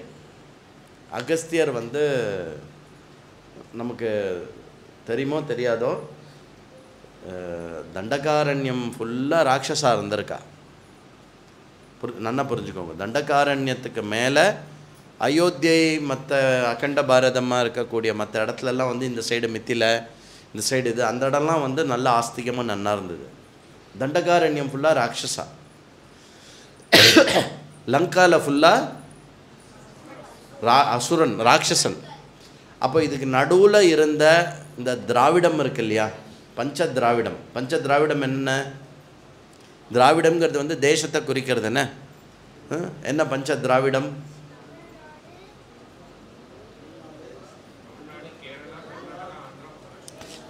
இப்போத்தோடைய விஷயத்தில் சொல்லணும் அப்படின்னாக்கா, கர்நாடகா, கேரளா, தமிழ்நாடு, ஆந்திரா, இதெல்லாம் இந்த இந்த அந்த ஃபுல்லு இருக்கு இல்லையா, அதுக்கு பேர் ஒரிஸ்ஸாவோ ஏதோ ஒன்று ஜாயின் ஆகும்ல. அது மட்டும் செக் பண்ணுங்க அது என்னென்னு. இதை பஞ்ச திராவிடம் அப்படின்னு சொல்லுவாங்க. நீங்கள் யோசிச்சு பாருங்களேன், அந்த சைடு ராட்சஸா தண்டகாரண்யத்தில் ஃபுல்லாக இருந்திருக்கா, கீழே ராட்சஸா இருக்கா, நடுவில் மட்டும் இந்த நம்மளுடைய இந்த சவுத்து தக்ஷிணம் பக்தியிலையும் இதுலேயும் இன்னி மட்டும் சிறை தோங்கி இருக்குன்னா அதுக்கு காரணம் யார் அப்படின்னா அகஸ்தியர். இட் டோட்டலி அண்டர் அகஸ்தியர்ஸ் தப்போபலத்தில் அது காப்பாற்றப்பட்டது. அகஸ்தியர் இல்லைன்னா அன்றைக்கி அந்த ராட்சஸா ஃபுல்லாக படர்ந்துருப்பான். அதனால் அந்த மாதிரி அகஸ்தியரும் விஸ்வாமித்ரனும் தே டுக் கேர் ஆஃப் தி உத்தரம் அண்ட் தக்ஷிணம் ஆஃப் பாரதத்தினுடைய 2 மகா ரிஷிகளுடைய பேர் சொல்லு அப்படின்னா இவ 2 பேரை முதல்ல சொன்னோன்னா அதில் தப்பே இல்லை. அந்த அகஸ்தியரை நான் போய் பார்க்கணும் அப்படின்னு சொல்லிட்டு மற்ற ரிஷிகள் எல்லாம் ராமர் போய் நமஸ்காரம் பண்ணுவார். இந்த அகஸ்தியரை மட்டும் பார்க்கறதுக்கு முன்னாடி அகஸ்தியரை பற்றின பலவிதமான விற்த்தாந்தங்களும் அவருடைய பெருமைகளையும் ராமர் லக்ஷ்மணருக்கும் இல்லை சீதைக்கும் சொல்லிண்டே வர. எப்படி பிறந்தார், என்ன பண்ணார், எப்படி வசிஷ்டருக்கு அவர் ஒரு காலத்தில் பிரதராக இருந்தார். அப்புறம் அகஸ்தியருடைய இன்னொரு பிரதர் பேர் தான் விஸ்ரவஸ். அதுக்கப்புறம் இந்த மாதிரி விஷயங்கள் எல்லாம் சொல்லி முக்கியமாக என்ன விற்த்தாந்தம் சொல்கிறார் அப்படின்னா, அந்த அகஸ்தியர் இங்கே தட்சிணத்தில் இந்த இடத்துல தண்டகாரண்யத்தில் அந்த 2 இலவன் அதுக்கப்புறம் வாதாபி அப்படின்னு 2 கோரமான ராட்சசர்கள் இருந்தா அவள் என்ன பண்ணுவாளாம்,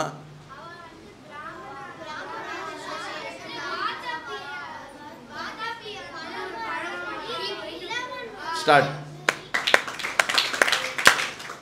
அவ்வளோதான். என்ன பண்ணுவா அப்படின்னா, அந்த இலவன் என்ன பண்ணுவான்னா, வாதாபி என்ன பண்ணுவான் அப்படின்னாக்கா, இல்லை இலவன் பிராமணன் மாதிரி போய் சிரார்த்தத்துக்கு அங்கே வர ரிஷிகளையோ யாரையோ கூட்டின்னு வந்துடுவான். வாதாபி என்ன ஆவார் அப்படின்னா, அவன் சாப்பிட்ற பழம் மாதிரி ஆகி சாப்பிட்டுட்டு என்ன பண்ணுவான், உடனே இலவன் என்ன பண்ணுவான், வாதாபே நிஷ்கிராமஸ்வேதி, வாதாபி வெளியில் வா அப்படிமா. உடனே என்ன பண்ணுவான், வாதாபி வயத்தை கீழ்ச்சிண்டு வெளியில் வந்துடுவான் இல்லையா. அந்த மாதிரி வயத்தை கீழ்ச்சின்னு வெளியில் வந்துட்டு அப்புறம் அவள் அந்த செத்துப்போன அந்த ரிஷியோ பிராமணனுடைய மாமிசத்தை சாப்பிட்டு இந்த மாதிரி நிறைய 100கணக்கான நல்லவர்களை அவள் அடித்து கொண்டு இருக்கா.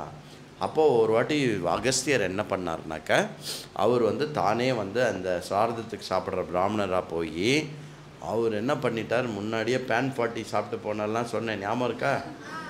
அதனால் அவர் முன்னாடியே ப்ரிப்பேர்டாக போய் வாதாப்பியை முழுங்கிட்டு அப்படி வெயிட் பண்ணுற வாத்தாப்பே நிஷ்கிராமஸ்வேதி அப்படின்னா 11. உடனே அகஸ்தியர் என்ன சொன்னார், வாத்தாப்பி ஜீர்ணமோ அப்படின்னார். அப்படின்னு சொல்லி வாத்தாப்பியோடைய விஷயத்தை இது பண்ணி அப்புறம் தன்னுடைய தப்போபலத்தினால அந்த இளவனையும் வந்து கொண்டு அவனையும் இது பண்ணிவிட்டு அந்த இடத்துல இருக்கக்கூடிய எல்லா விதமான மகரிஷிகள் நல்லவர்கள் எல்லாரையும் வந்து காப்பாற்றினார். இந்த மாதிரி ஒரு மகரிஷியாகவும் இருந்துட்டு ஒரு பராக்கிரமத்தையும் பண்ணிட்டு மந்திர பலத்தினால இப்படி பண்ணக்கூடிய ஒரு பெரிய பர்சன் அவர்.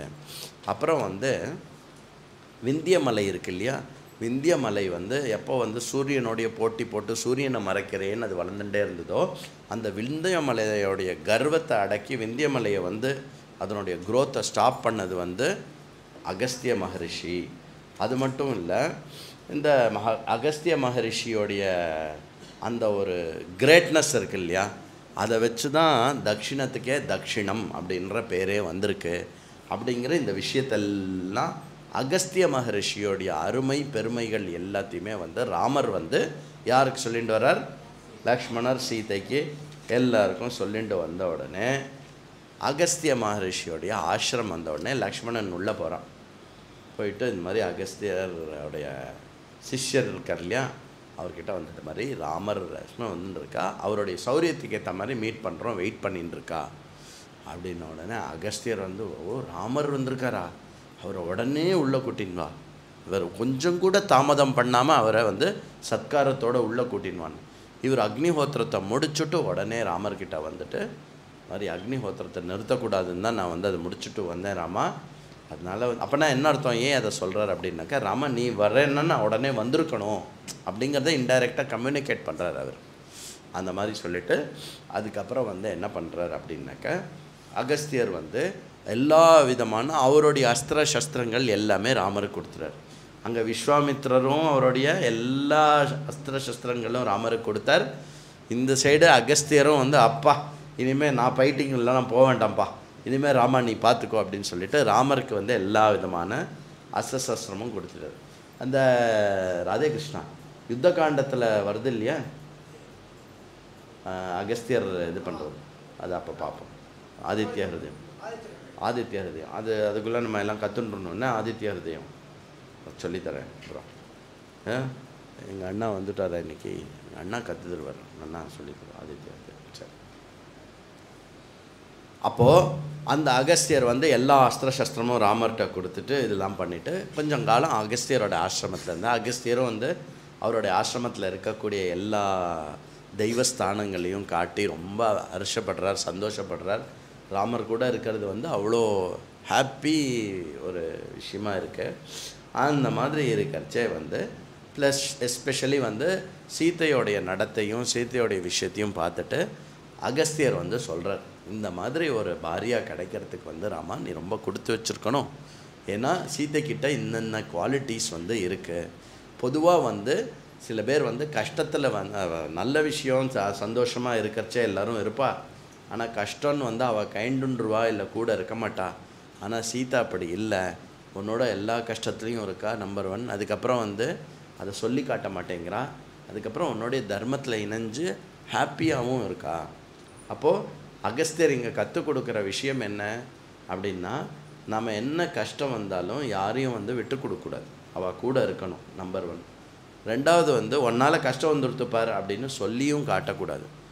3வது என்ன, கஷ்டத்தில் தானே இருக்கா, நாம் திருப்பி சோகமாக இருக்கக்கூடாது, சந்தோஷமாக இருக்கணும். அதோட இந்த எல்லா விஷயத்தையும் வந்து அகஸ்தியர் வந்து சீத்தைக்கிட்ட அப்சர்வ் பண்ணி சீத்தையை வந்து ரொம்ப வந்து அப்ரிஷியேட் பண்ணிவிட்டு அதுக்கப்புறம் வந்து அகஸ்தியருக்கு ராமர் வந்து சொல்கிறார், நான் இங்கேருந்து கிளம்புறேன். ஏன் ராமா இங்கேயே இரேன் அப்படின்னு, இங்கேயே நீ இருக்கலாம் ராமா, ஆனால் எனக்கு தெரியும் உனக்கு பண்ண வேண்டிய வேலை நிறைய இருக்குது, புரியுறதா, நீ பஞ்சவட்டி போகணும், அங்கே மான் வரணும், இதெல்லாம் நிறைய நடக்க வேண்டியது இருக்குது இல்லையா. முக்கியமாக வந்து இது எல்லாமே வந்து அகஸ்தியர் இந்த மாதிரி அங்கே என்ன மகரிஷி பரத்வாஜர் இவா எல்லாருக்குமே வந்து தெரியும், இவா எல்லாருக்குமே வந்து ஞான திருஷ்டியில் தெரியும் அவளுடைய பர்பஸ் எதுக்கு வந்திருக்கா, இவா எப்படி அண்ட் அந்த இன்னும் சில மகரிஷிகளுடைய பராக்கிரமம் எந்த அளவுக்கு அப்படின்னா, இவ எந்த பர்பஸோடு சில விஷயங்கள் பண்ணுறாலோ அந்த விஷயம் வந்து எப்படி அது நிறைவேற போகிறது அப்படிங்கிறதுக்கு ஏற்ற மாதிரியான கால பரிக்கிரமமும் தேச பரிக்கிரமமும் எப்படி அமையும் அப்படிங்கிறதெல்லாம் கூட அவளால் வந்து யூகிக்க முடியும். So with all that power, especially Agathiyar வந்து சொல்கிறார், உனக்கு வந்து வேலை நிறைய இருக்குது, சரி நீ கிளம்புறாமா, நன்னா போயிட்டு வா, ஆயுஷ்மந்த் பவ விஜயி பவ, போயிட்டு வா அப்படின்னு சொல்லிட்டு அனுப்புகிறார். அந்த மாதிரி அனுப்பிட்டு நேராக எந்த இடத்துக்கு அனுப்புகிறார்?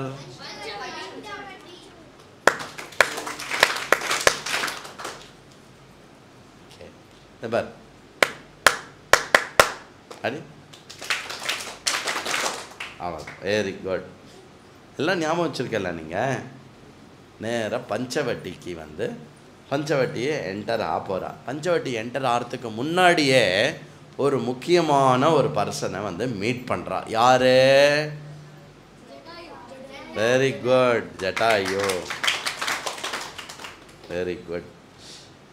ஜட்டாயு கிட்ட ஒரே ஒரு தான் கேள்வி கேட்டார், சின்ன கேள்வி கேட்டார். ஐயா நீங்கள் யார் அப்படின்னு கேட்டார். அதுக்கு ஜட்டாயு வந்து ஒரு 5 பேஜஸ்க்கு ஆன்சர் சொன்னார். எங்களுக்கு படிப்பில் ஒரு இது உண்டு, வாட் இஸ் எக்கனாமிக்ஸ் அப்படின்னு. எக்கனாமிக்ஸ்னால் என்ன, அது பக்கம் பக்கமாக இதுவா இல்லை, இந்த சிஏல வரும் வாட் இஸ் எக்கனாமிக்ஸ். அது வந்து ஒரு 5-6 பக்கத்துக்கு, அதாவது இதுதான் எக்கனாமிக்ஸ்ன்னு சொல்ல மாட்டா.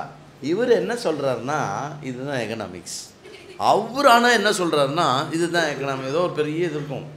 சம்டைம்ஸ் அந்த மாதிரி கேள்வி ரொம்ப சின்னதாக இருக்கும். இப்போ வந்து நீங்கள் கேட்குறேன்னு வச்சுக்கோங்களேன், பிரம்மன் அப்படின்னா என்ன அப்படின்னு கேட்டேன்னா அது ரொம்ப பெரிய ஆன்சர். ஒரு 5-6 உபனிஷத்தாவது டச் பண்ண வேண்டியிருக்கும். அந்த மாதிரி ஐயா நீங்கள் யார் அப்படின்னு கேட்டவுடனே நான் உங்கள் அப்பாவோட ஃப்ரெண்டு அப்படின்னு சொல்லியிருக்கலாம்ல. உங்கள் அப்பாவோட ஃப்ரெண்டுண்ணா, ரொம்ப வேண்டிய உங்கள் ஃபேமிலிக்குண்ணா அப்படின்னு சொல்லிவிட்டு ஜட்டாயு வந்து டோட்டலாக தன்னுடைய ஹிஸ்ட்ரியை சொல்கிறார். எப்படி ஹிஸ்ட்ரி சொல்கிறார்? எதுவுமே தோன்றாமல் இருந்தபோது பத்மநாபனுடைய நாபியிலிருந்து யார்? மலரான் தோன்றினான். மலரான்னா யார்? பிரம்மாஜி. மலரான்னா பிரம்மாஜி. என்ன? ஏடுடைய மலரான். சரியா? ஏடுடைய மலரான்னா ஏடு கையில் எழுதுகிற அந்த பேனா வேதத்தெல்லாம் வச்சுட்டு மலரோட இருக்கு. ஏடுடைய மலரான் தோன்றி அவரே ஒவ்வொன்றா சிருஷ்டி பண்ணிட்டு இருக்க மாட்டார். அவர் என்ன பண்ணுவார்னா அவருக்கு வந்து பசங்களை சிருஷ்டி பண்ணுவார். அவளுக்கு பேர் பிரஜாபதிஹி அப்படின்னு பேர். அந்த பிரஜாபதிகள்லாம் என்ன பண்ணுவா அப்படின்னா ஃபர்தராக அவா ஒரு கேட்டகரி ஆஃப் இந்த உலகத்தில் என்னெல்லாம் இருக்கோ அதெல்லாம் சிருஷ்டி பண்ண. ஸோ என்டையர் சிருஷ்டி கிரமத்தை வந்து அழகாக சொன்னார். அந்த மாதிரி அது வந்து சொல்லி 17 பிரஜாபதியோட லிஸ்ட்டு படித்தோம். நான் இப்போ திருப்பி படிக்க போகிறதில்ல. அதில் முக்கியமாக 2 பிரஜாபதி முக்கியமான ரோல் வகிக்கிறான். எந்த பிரஜாபதியை மறந்தாலும் பரவாயில்ல, தக்ஷ பிரஜாபதியையும் கஷ்யப பிரஜாபதியும் யாரும் மறக்கக்கூடாது. சரியா? ஏன்னா தக்ஷ பிரஜாபதிக்கு 60 பெண்கள் பிறந்து அந்த 60 பெண்களை வந்து இந்த பிரஜாபதிக்கு வந்து கஷ்யப பிரஜாபதிக்கு கல்யாணம் பண்ணி வைக்கிறான். அதுலேருந்து 8 பேரை கல்யாணம் பண்ணி வைக்கிறான். அந்த 8 பெண்களுடைய பேர் என்ன அப்படின்னா அதிதி, திதி, தனு, காலகா, தாம்ரா, குரோதவஷா, மனு, அனலா. இவா எல்லாரையும் கல்யாணம் பண்ணி வைக்கிறான். அவள் எல்லாருக்கும் குழந்தை பிறக்கிறது. இந்த குழந்தை பிறக்கிறது அப்படிங்கிறது வந்து சிருஷ்டிக்கிரமமாக நம்ம எடுத்துக்கணும். ஒவ்வொருத்தர் ஒவ்வொரு விதமான ஜீவர்களை வந்து சிருஷ்டி பண்ணுறா. அதில் அதித்தி வந்து 12 ஆதித்யர்கள், 8 வசுக்கள், 11 ருத்ரர்கள், 2 அஸ்வினி குமாரர்கள், ஆக 33 தேவர்களை வந்து அதித்தியோடைய சிருஷ்டி. அதித்தியோடைய பிறப்பு தான் எல்லா தேவர்களும். தித்தியோடைய பிறப்பு எல்லாமே என்ன அப்படின்னா தைத்தியர்கள். தைத்தியர்கள்னால் என்ன? அசுரர்கள் எல்லாருமே பிறந்தா. அப்புறம் தனு அப்படின்னு ஒரு மனைவி. அந்த தனு கிட்டேருந்து பிறந்தவா தான் தானவகா. சரியா? தனு கிட்டேருந்து பிறந்தவா தான் தானவகா. அதில் எஸ்பெஷலி இங்கே வந்து அஸ்வக்ரீவகா. அஸ்வக்ரீவானா என்ன? குதிரை தலை சம்பந்தப்பட்ட எல்லா விதமான சிருஷ்டி. காலகா அப்படிங்கிற ஒரு வைஃப்க்கு வந்து நரகா அண்ட் காலகா அப்படிங்கிற பையன்கள் பிறந்தார். அப்புறம் தாம்ரா, இதுதான் இம்பார்ட்டண்ட்டு. தாம்ரா அப்படின்ற ஒரு மனைவிக்கு வந்து கிரௌஞ்சி, பாசி, ஷியேனி, திருதராஷ்டிரி, சுகி அப்படின்னு 5 விதமான கன்னியாகள் வரா. அதில் வந்து நைட்டில் கண்ணு முழிச்சுன்னு இருக்கிறது. அப்புறம் கண்ணே இல்லாத பேர்டு இது பேட். கரெக்ட். அதுக்கு தமிழில் பேர் என்ன? வவ்வால். சரியா? இந்த மாதிரி தமிழில் சொன்னால் கை தட்டுமா? அப்புறம் இந்த ஷேனி அப்படிங்கிற ஒரு பேர்டு இருக்குது. அதெல்லாம் பெரிய ராக். நம்ம இப்போ நினச்சிட்டு இருக்கோம், இப்போ அதெல்லாம் அந்த பேர்ட்ஸ்லாம் இல்லை. எப்படி இப்போ இந்த டைனோசார், மேமத் அதெல்லாம் எக்ஸ்டிங்க்ட் ஆகிடுது இல்லையா? அந்த மாதிரி இந்த அவதார் பார்த்தேல்ல படம், அதான் அதில் பார்த்தேன்னா ஒரு பரம ராட்சசமாக ஒரு பறவை இருக்கும். அந்த மாதிரியான பறவை வகைகள்லாம் வந்து நிறைய புராணங்களில் வந்து சொல்லப்பட்டிருக்கு. நீங்கள் சொல்லுங்கள், எல்லாம் இல்லாமையா எல்லாம் எழுதியிருப்பா? இந்த காலத்தில் இருந்திருக்கும், இப்போ இல்லை, அவ்வளோதான். அந்த மாதிரியான ஒரு ஷேனி கேட்டகரியில் தான் வந்து இந்த ஜட்டாயு ஆதி விஷயங்கள்லாம் வருது. அது வந்து என்னென்னா, அவள் பறவையாகவும் இருப்பாள், அட் த சேம் டைம் மனிதர்களோட பேசக்கூடிய, அதோட கம்யூனிகேட் பண்ணக்கூடிய தன்மையும் வாய்ந்தவர்களாக இருப்பாள். இந்த மாதிரி ஒரு விஷயம். இப்போ வந்து பார்த்தேன்னாக்கா, ஒரு நல்ல ஒரு நாய் வந்து மனிதர்களோட அது சம்பந்தம் வச்சுக்கிற அளவு வேறு, பூனை மனிதர்களுடைய சம்பந்தம் வச்சுக்கிற அளவு வேறு. The ability to communicate between 2 species இருக்கு இல்லையா? அதுவே நிறைய வேரியேஷன் இருந்தது. மனிதன் எந்த அளவுக்கு எவ்வளோக்கு எவ்வளோ வந்து மனிதன் வந்து சுயநலத்தில் ஜாஸ்தி ஆகிட்டானோ அவ்வளோக்கு அளவு வந்து மனிதன் வந்து மற்ற இதோட டோட்டலாக கட் ஆஃப் ஆகிட்டான். மற்ற உயிரினங்கள் அப்படி கிடையாது. காட்டில் வந்து ஓடின்னு இருக்கிற மானுக்கு வந்து பக்ஷி வந்து கம்யூனிகேட் பண்ணும். இதெல்லாம் வந்து அவளுக்குள்ளே இருக்கக்கூடிய ஒரு லாங்குவேஜ் இருக்குது. மனுஷன் மட்டும் என்னை விட்டுடுன்னு, நான் தனி, நான் உன்னை பார்த்தாலே அடித்து திங்கணுன்னு தான் இருக்கேன் அப்படின்னு மனுஷன் வந்து தன்னை பண்ணிட்டான். சரி போட்டோம். அந்த மாதிரி இந்த தாம்ரா அப்படிங்கிற தக்ஷ பிரஜாபதியோடைய பொண்ணு, கஷ்யப பிரஜாபதியோட ஒய்ஃபு தாம்ராவுக்கு சுகி அப்படிங்கிற பறவை வகை. அந்த சுகிங்கிற பறவை வகையில் நதா, அந்த நதா அப்படிங்கிற பறவை வகைக்கு பிறந்தது தான் வினதா. சரியா? அதெல்லாம் அந்த மாதிரி பிறந்தது. அதுக்கப்புறம் குரோதவஷா அதுக்கு பிறந்தது. அப்புறம் மிருகாக்கு பிறந்தது வந்து மிருகங்களுடைய விஷயங்கள், இந்த மாதிரியான விஷயங்கள்லாம் பிறந்து, அப்புறம் ஸ்ரார்தூலா, வியாக்ர, மதங்கி, சுரபி, சுரசா இதெல்லாமே எல்லாம் சொன்னான். அதில் இந்த வினதா அப்படின்னு சொன்னோம் இல்லையா? என்னது? தாம்ரா, சுகி, நதா, வினதா. அந்த வினதாக்கு பிறந்தது வந்து கருடா அண்ட் அருணா. கருடா அண்ட் அருணா. வினதாக்கு பிறந்தது கருடன். கருடன் யாரு? மகாவிஷ்ணுவோடைய வாகனம். தண்டகாரண்யத்தில் மாரீச்சனை பார்க்க போகும்போது அந்த சமுத்திர தட்டத்தில் இருக்கிற வனத்தினுடைய டிஸ்கிரிப்ஷன் வரைச்ச வால்மீகி எழுதுறார். அந்த இடத்துல கருடனை பற்றி ஃபஸ்ட்டு மென்ஷன் பண்ணுறார். கருடன் என்ன பண்ணுறாராம், ஒரு பெரிய யானையை எடுத்துன்னு வந்து ஒரு பெரிய மரத்தில் உட்காந்துட்டு அந்த யானையை சாப்பிடும்போது அந்த கிளை உடஞ்சி கீழே விழுறதான்.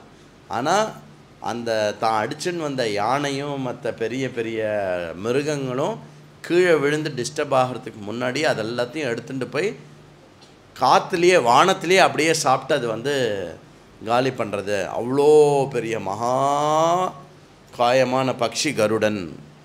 நீங்கள் நினைக்கிற மாதிரி நானும் யோசிச்சதுண்டு. அவ்வளோ பெரிய மகாவிஷ்ணு எப்படி இத்தினு கருடன் மேலே உட்காந்துருக்க, மகாவிஷ்ணு இத்தினுன்னு இருக்காரு அப்படின்னு. கருடன் ரொம்ப பெருசு, நம்ம பார்க்குற காக்காலாம் கிடையாது. கருடன் வந்து எவ்வளோ பெரியவராக இருப்பார் அப்படின்னாக்கா இந்த பில்டிங் சைஸ் இருக்கும் கருடன். கீழே போய் பார்த்தீங்கன்னா அப்படி கருடா ஏர்லைன்ஸ் மாதிரி. சரியா? அந்த மாதிரி. சரி போட்டோம். இந்த கருடனும் அருணா அப்படிங்கிறவா 2 பேருமே வந்து பிரதர்ஸ். ஓகே. அந்த அருணாவுக்கு பிறந்தது தான் ஜட்டாயுவும் சம்பாத்தியும். அப்போது ஜட்டாயு கருடனுக்கு என்ன வேணும்? மாமா. மாமாவா சித்தப்பாவா ஆம்பளையா அருணா, அதான் பாய்ஸ்னாக்க சித்தப்பா சொல்லணும். கருடன் வந்து மேல் ஜெண்டர் என்ன, அருண அப்படிங்கிறது வந்து அருணா வந்து ஃபீமேல் ஜெண்டர் இல்லையா? அருணானா ஃபீமேல் தானே, அருண் அப்படி இல்லை, அருணா. அருணாவுக்கு பிறந்தது ஜட்டாயும் சம்பாத்தியம். அப்போ அம்மாவோட பிரதர்னா யார்? மாமா. ஜட்டாயுவோடைய மாமா தான் கருடன். சரியா? ஜட்டாயு வந்து மேல் பேர்டு. ஓகே, ஞாபகம் வச்சுக்கோங்க. சம்பாத்தியும் மேல் பேர்டு. சரி, ஓகே. இது வந்து அப்புறம் ஜட்டாயு வந்து என்ன சொல்கிறான்னா வாங்கோ அப்படின்னு சொல்லிட்டு, ஜட்டாயுக்கு அப்போவே ஏதாவது சங்கேதம் இருந்திருக்கா என்னன்னு தெரியல, நான் சீதாவோடைய ப்ரொடெக்ஷனுக்கு நான் பார்த்துக்கிறேன், நீங்கள் இங்கே வாங்கோ, நீங்களும் ஃப்ரீயாக இருங்கோ அப்படின்னு சொல்கிறேன். இப்போது ஜட்டாயு அன்னைக்கு நான் சொல்லும்போது அது ஒரு சாதாரண இன்ஃபர்மேஷனாக இருந்திருக்கும். ஜட்டாயு சொல்லும்ல, சீதாவோடைய பாதுகாப்பை நான் பார்த்துக்கிறேன், நீங்கள் வாங்கோ அப்படின்னு சொன்னது.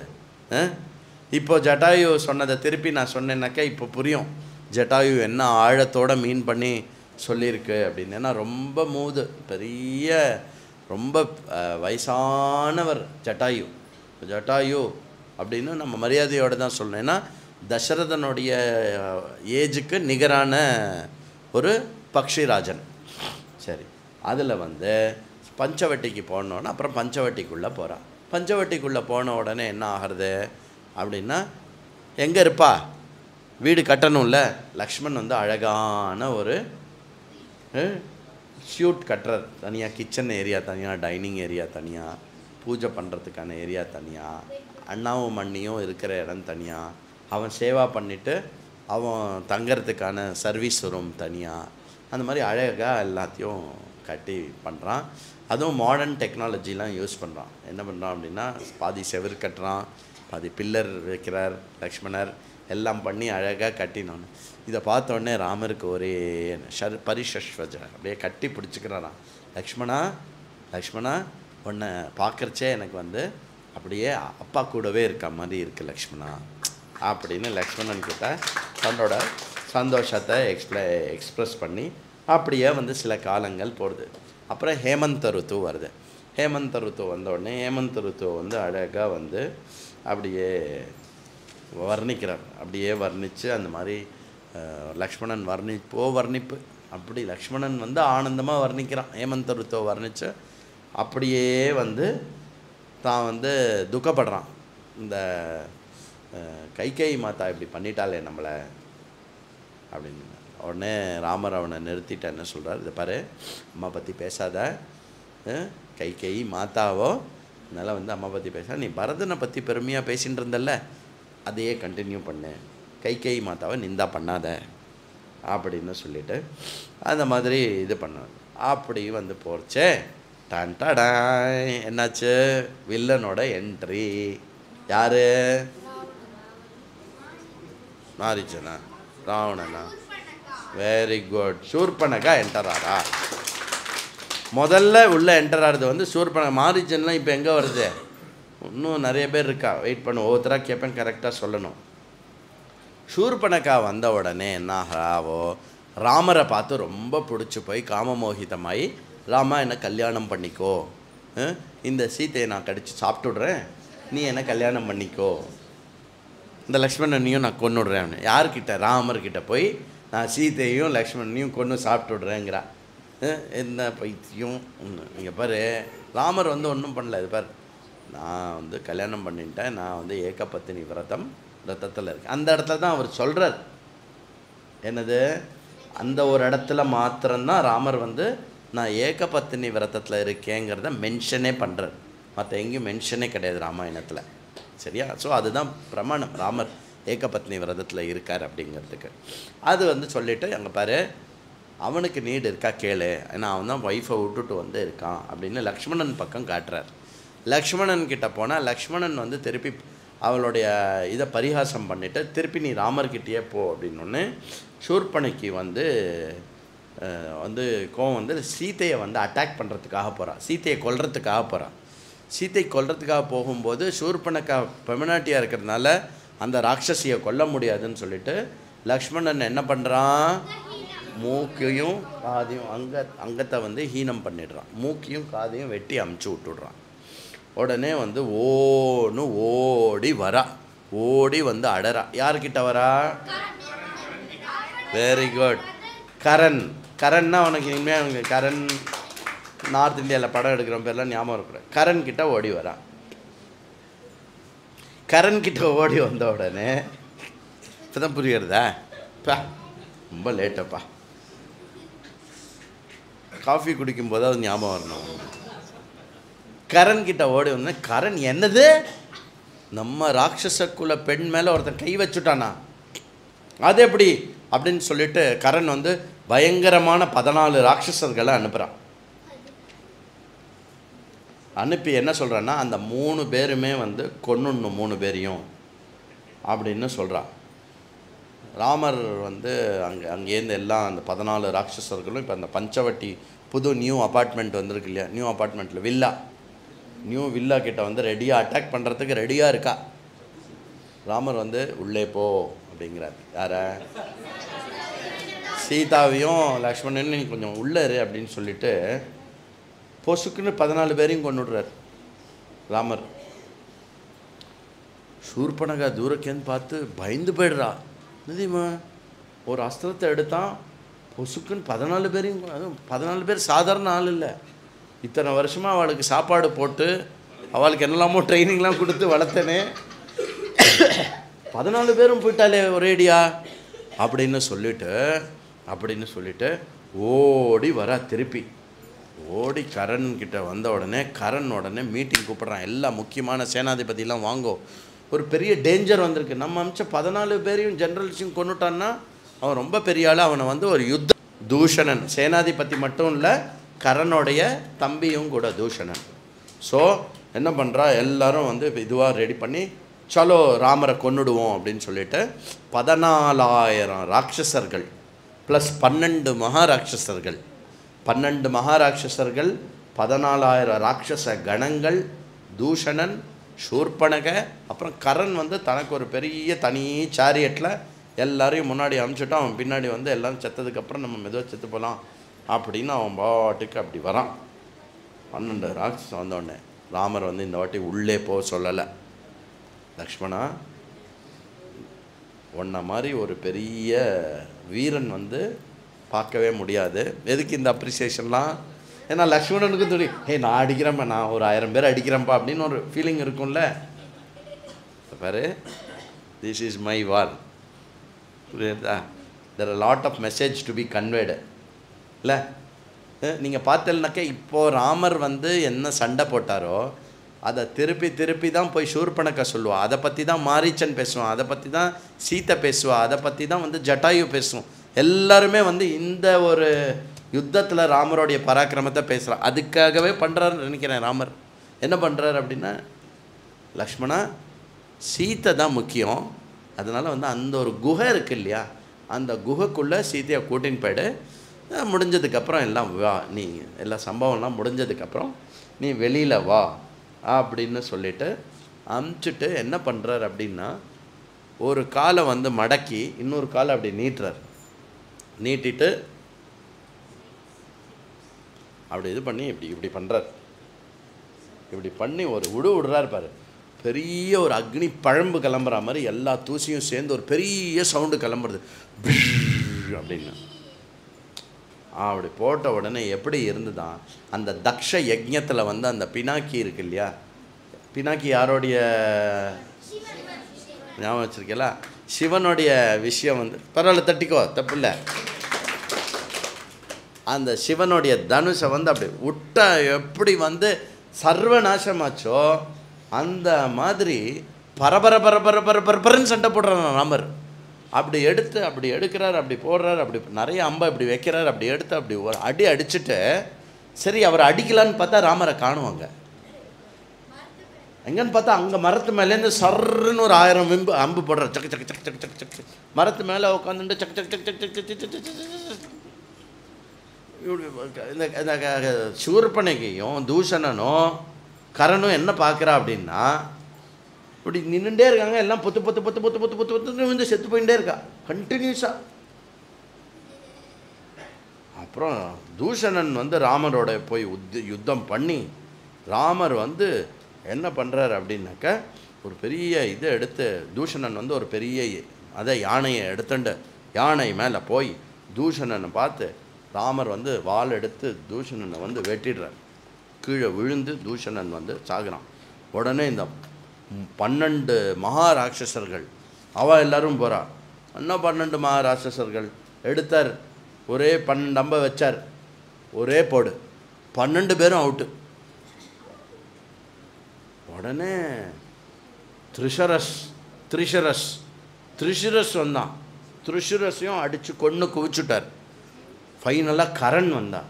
கரனுடைய அந்த அந்த திமிர் இருக்கு இல்லையா, அந்த ரதத்தை வந்து அந்த மேலே இருக்கக்கூடிய அந்த கொடி இருக்கு இல்லையா, தங்க கொடி, அதை ஒரு தூளாக்கினான்னா சூரியனே உடஞ்சி கீழே வந்த மாதிரி இருந்துதான்.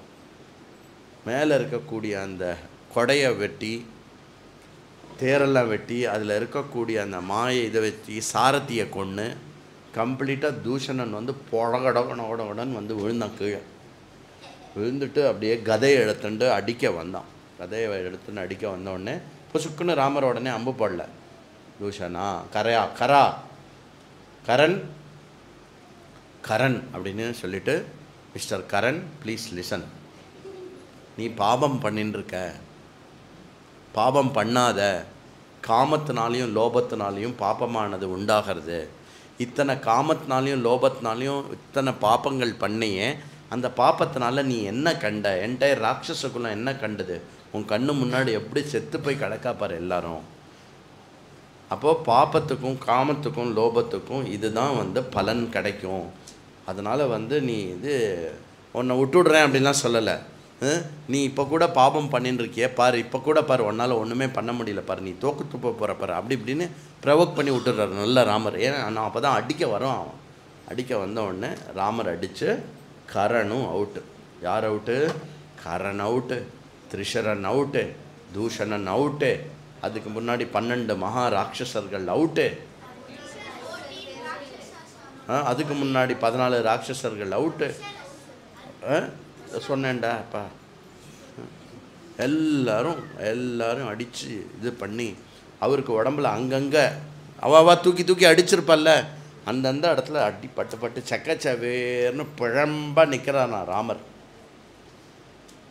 அதுவும் அந்த கரண் வந்து ராமரை அடிக்கிறதுக்கு முன்னாடி பார்க்குறானா, நம்ம ராமர் மேலே அம்பு போட்டுட்டோமே, அவர் வந்து ஒரு மாதிரி சோர்ந்து போயிடுவார், இப்போ போய் அடிச்சுடலான்னு தான் கதையை எடுத்துகிட்டு வரான். அவர் எங்கே சோர்ந்து போகிறது? அப்படி எழுந்து நிற்கிறாராம். ஒரு புஜமும் வந்து பெரிய பெரிய கல் இருக்குல்ல, ரவுண்டாக பெரிய கல் இருக்கும்ல, அந்த மாதிரி இருக்கான் ராமரோடைய ஒரு புஜமும். கையெல்லாம் மகாபாகு, இவ்வளோ பெரிய கோதண்டத்தை எடுத்துட்டு வா அப்படிங்கிறாராம். அந்த மாதிரி எழுந்து நின்று அடி பின்னு இந்த ஹோல் குரூப்பில் 2 ராட்சசர்கள் எஸ்கேப் ஆறா. அவள் 2 பேர் யார்? Very good. அகம்பனனும் ஷூர்பனகாவும் எஸ்கேப் ஆறா. சரி, அது போட்டோம். அது அப்படியே முடிஞ்சுன்னு இருக்கிறச்ச எல்லாம் முடிஞ்ச உடனே சீத்தையும் லக்ஷ்மணன் சீத்தையை கூட்டின்னு இப்படி வெளியில் வரான். பார்த்தா ஐயோ, சீத்தை பார்த்தா ஐயோ, சிங்கிள் ஹேண்டடு மாயா ஏதாவது பண்ணான்.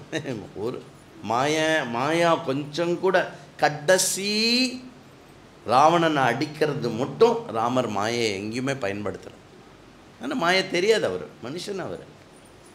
அதனால் வந்து சீத்தை வந்து அவ்வளோ இதுவாகி திரும்பி கட்டி பிடிச்சிக்கலாம். ராமர்கிட்ட என்ன கொடுக்க முடியும் அப்படின்னு சொல்லி பா துவம்சம் பண்ணிட்டே அப்படின்னு சொல்லிட்டு ஒரே சந்தோஷம் சீத்தைக்கு. லக்ஷ்மணனுக்கும் ரொம்ப சந்தோஷம். அந்த மாதிரி வந்து எல்லாரோடைய இதை முடிஞ்ச உடனே அகம்பனன் வந்து என்ன பண்ணுறான், எஸ்கேப் ஆகி எங்கே போய் இன்ஃபர்மேஷன் கொடுக்குறான். Done done done Ravanan entry into the show. Ravanan, அந்த ராவணன் யார் அப்படின்னு வந்து ஒரு டீட்டெயில்டாக பார்த்தோம். யார் அந்த ராவணன்? புலஸ்தய மகரிஷி வந்து என்ன பண்ணுறார் அப்படின்னா, திருணபிந்து அப்படின்ற ஒரு மகரிஷியோடைய ஆசிரமத்தில் தபஸ் பண்ணுறார். அந்த தபஸில் வந்து இந்த கன்னியா குழந்தைகள்லாம் ஆடுறதும் விளையாடுறதும் வந்து டிஸ்டர்பன்ஸாக இருக்குன்னு சொல்லிட்டு அவர் ஒரு சாபம் விடுறாரு. என்ன சாபம் விடலை, ஒரு நிபந்தனை போடுறாரு. என்ன அப்படின்னா, நான் தபஸ் பண்ணும்போது எஸ்பெஷலி இந்த வேத அத்தியாயனங்கள்லாம் பண்ணும்போது இங்கே ஏதாவது கன்னியா குழந்தை வந்தாங்கன்னா அவள் கர்ப்பம் ஆகிடுவா அப்படின்னு. இது தெரியாமல் திருணபிருந்துவோடைய குழந்தையே, அந்த குழந்தையே வந்து அது முன்னாடி போய் ஆகிறதுனால கன்னியா காலத்திலேயே வந்து அவளுக்கு வந்து கர்ப்பம் வருதுனால உடம்பெல்லாம் ஏதோ மாதிரி ஆகிறது. உடனே திருணபிருந்து அலறி அடிச்சுட்டு புலஸ்தியர்கிட்ட போனோடனே புலஸ்தியர் நோ ப்ராப்ளம் அப்படின்னு சொல்லிட்டு திருணபிருந்து கேட்குறாரு, இவ உங்கள் கூட உங்கள் மனைவியாகவே இருக்கட்டுமே, சேவை பண்ணட்டுமே அப்படின்னு சொல்லி ஃபுல்லாக சேவை பண்ணுறார். புலஸ்தியரும் வந்து அவருடைய வேத அத்தியாயனம் பண்ணி இது பண்ணுறதுனால அது மூலமாக ஒரு குழந்தை பிறக்கிறது. அந்த குழந்தை வந்து எப்போவுமே வேத விஷயங்களை வந்து கர்ப்பத்திலேயே இருந்து கேட்டதுனால விசேஷ ஸ்ரவணம் பண்ணதுனால அந்த குழந்தைக்கு வந்து விஸ்ரவஸ் அப்படின்னு பேர் வைக்கிறான். அந்த விஸ்ரவஸுக்கு வந்து அந்த விஸ்ரவஸும் வந்து புலைஸ்தர் மாதிரியே பெரிய மகரிஷியாக இருக்கிறதுனால பரத்வாஜர் வந்து அவருடைய பொண்ணை வந்து விஸ்ரவஸுக்கு வந்து கொடுக்குறார். விஸ்ரவஸுக்கும் பரத்வாஜருடைய பொண்ணு பேர் வரல, பரத்வாஜருடைய டாட்டர், அவள் 2 பேருக்கும் பிறக்கிற குழந்தை விஸ்ரவஸ் மாதிரியே நல்ல அதே மாதிரி டிட்டோ வீரியத்தில், அழகில், குணத்தில், தபஸில் எல்லாம் இருந்ததுனால வைஸ்ரவன் அப்படின்னு பேர் வச்சோம். வைஸ்ரவணன் அப்படின்னு பேர் வச்சோடனே அந்த வைஸ்ரவணன் வந்து தபஸ் பண்ணி அந்த வைஸ்ரவணனுக்கு பிரம்மாஜி சந்தோஷமாய் உனக்கு என்ன வேணும்னு கேட்டால் வைஸ்ரவணன் என்ன சொல்கிறான் அப்படின்னா, எனக்கு வந்து மற்றவாளுக்கு நல்லது பண்ணுறது தான் எனக்கு ரொம்ப பிடிக்கும், அதனால் மற்றவாளுக்கு நல்லது பண்ணுற இந்த ஹோல் லோகத்தில் இருக்கக்கூடிய பதவி இருக்கு இல்லையா, அந்த லோகபால பதவி எனக்கு கொடுங்கோ அப்படின்னு கேட்குறாரு. அதனால தான் நீங்கள் பார்த்தீங்கன்னாக்கா இந்த லோக்பால் அப்படின்னு ஒரு போஸ்ட் இருக்குது தெரியுமா உங்களுக்கு? இன்றைக்கும் நம்மளுடைய இதில் அந்த ஆன்டி கரப்ஷன் அந்த விஷயம் சம்மந்தமாக ஏதோ இருக்கு இல்லையா, லோக்பால் அப்படின்னு, லோகாயுக்தா, லோகபாலக் அப்படின்னு. ஏன்னா அவெல்லாம் வந்து it is டெண்டட் towards societies wellbeing அப்படின்னா அதெல்லாம் இங்கேருந்து போகிறது தான். அந்த லோகபாலக்கரில் வந்து ஏற்கனவே யம, இந்திர, வருணம் இருக்கா. 4வது ஒரு பர்சனை வந்து எங்கேருந்து ரெக்ரூட் பண்ணலான்னு நான் பார்த்துட்டு இருந்தேன். கரெக்டாக உன்னுடைய ரெஸ்யூமே கிடச்சிது. அதனால் வைஸ்ரவனா குபேரனா இருந்து நீ வந்து இந்த லோகத்துக்கு லோகபாலனா இருன்னு சொல்லி குபேரனை வந்து இது பண்ணுறான். அந்த மாதிரி இது பண்ணி குபேரனுக்கு என்ன ஸ்தானம் கொடுக்குறான்னா திரிகூட்ட பர்வதம் அப்படின்னு சொல்லிட்டு இப்போ இருக்கக்கூடிய இலங்கையில் இருக்கக்கூடிய திருக்கோணமலைக்கு மேலே வந்து லங்கா அப்படிங்கிற ஒரு ஸ்தானத்தை கொடுக்குறா. அதில் வந்து அதுக்கப்புறம் என்ன இன்னொரு லைனேஜில் ராட்சசாலோடைய இதில் வந்து ஹேதி பிரஹேதி அப்படின்னு 2 விஷயம் பண்ணி 2 பேர் இருந்து அது மூலமாக அந்த ராட்சசோடைய விஷயத்தில் வந்து சுமாலின்னு ஒரு ராட்சசன் வரான். அது ஒரு பெரிய லீனேஜ். நான் அதை இன்னொரு தடவை நம்ம லங்காக்குள்ளே போகிறச்சே நம்ம அந்த விஷயத்தை பார்க்கலாம். அந்த சுமாலிக்கு பிறக்கிற ஒரு பொண்ணுக்கு பேர் வந்து கைகசின்னு பேர். அந்த கைகசி வந்து என்ன பண்ணுறா அப்படின்னா விஸ்ரவஸை பார்க்குறா. விஸ்ரவஸ் மாதிரி ஒரு பையன் வேணும் அப்படின்ன உடனே என்ன பண்ணுறா அப்படின்னா, விஸ்ரவன் எப்படி பிறந்தான் அப்படின்னா யாருக்கு வைஸ்ரவணன் எப்படி பிறந்தான் அப்படின்னா விஸ்ரவஸுக்கு பிறந்தான்னு சொல்லிட்டு கைகசி வந்து விஸ்ரவஸ் மகரிஷிக்கிட்ட போய் இந்த மாதிரி இதுதான் என்னுடைய இன்டென்ஷன் அப்படின்னு சொன்னோன்னே, ஐயோ நீ வந்திருக்கிற நேரம் ரொம்ப இந்தமான நேரம்னு சொல்லிட்டு, பட் எனிவே ஒருத்தன் வந்து சமத்தா பிறப்பான், மற்றவெல்லாம் வந்து அசடாக பிறக்கும் அப்படின்னு சொல்லி முதல்ல ராவணன், தசக்ரீவன், அதுக்கு அடுத்தது கும்பகரணன், அதுக்கப்புறம் வந்து சூர்பனகா, 4வது பரமதர்மாத்மா விபீஷணன், இப்படி 4 பேர் பிறக்கிறான்.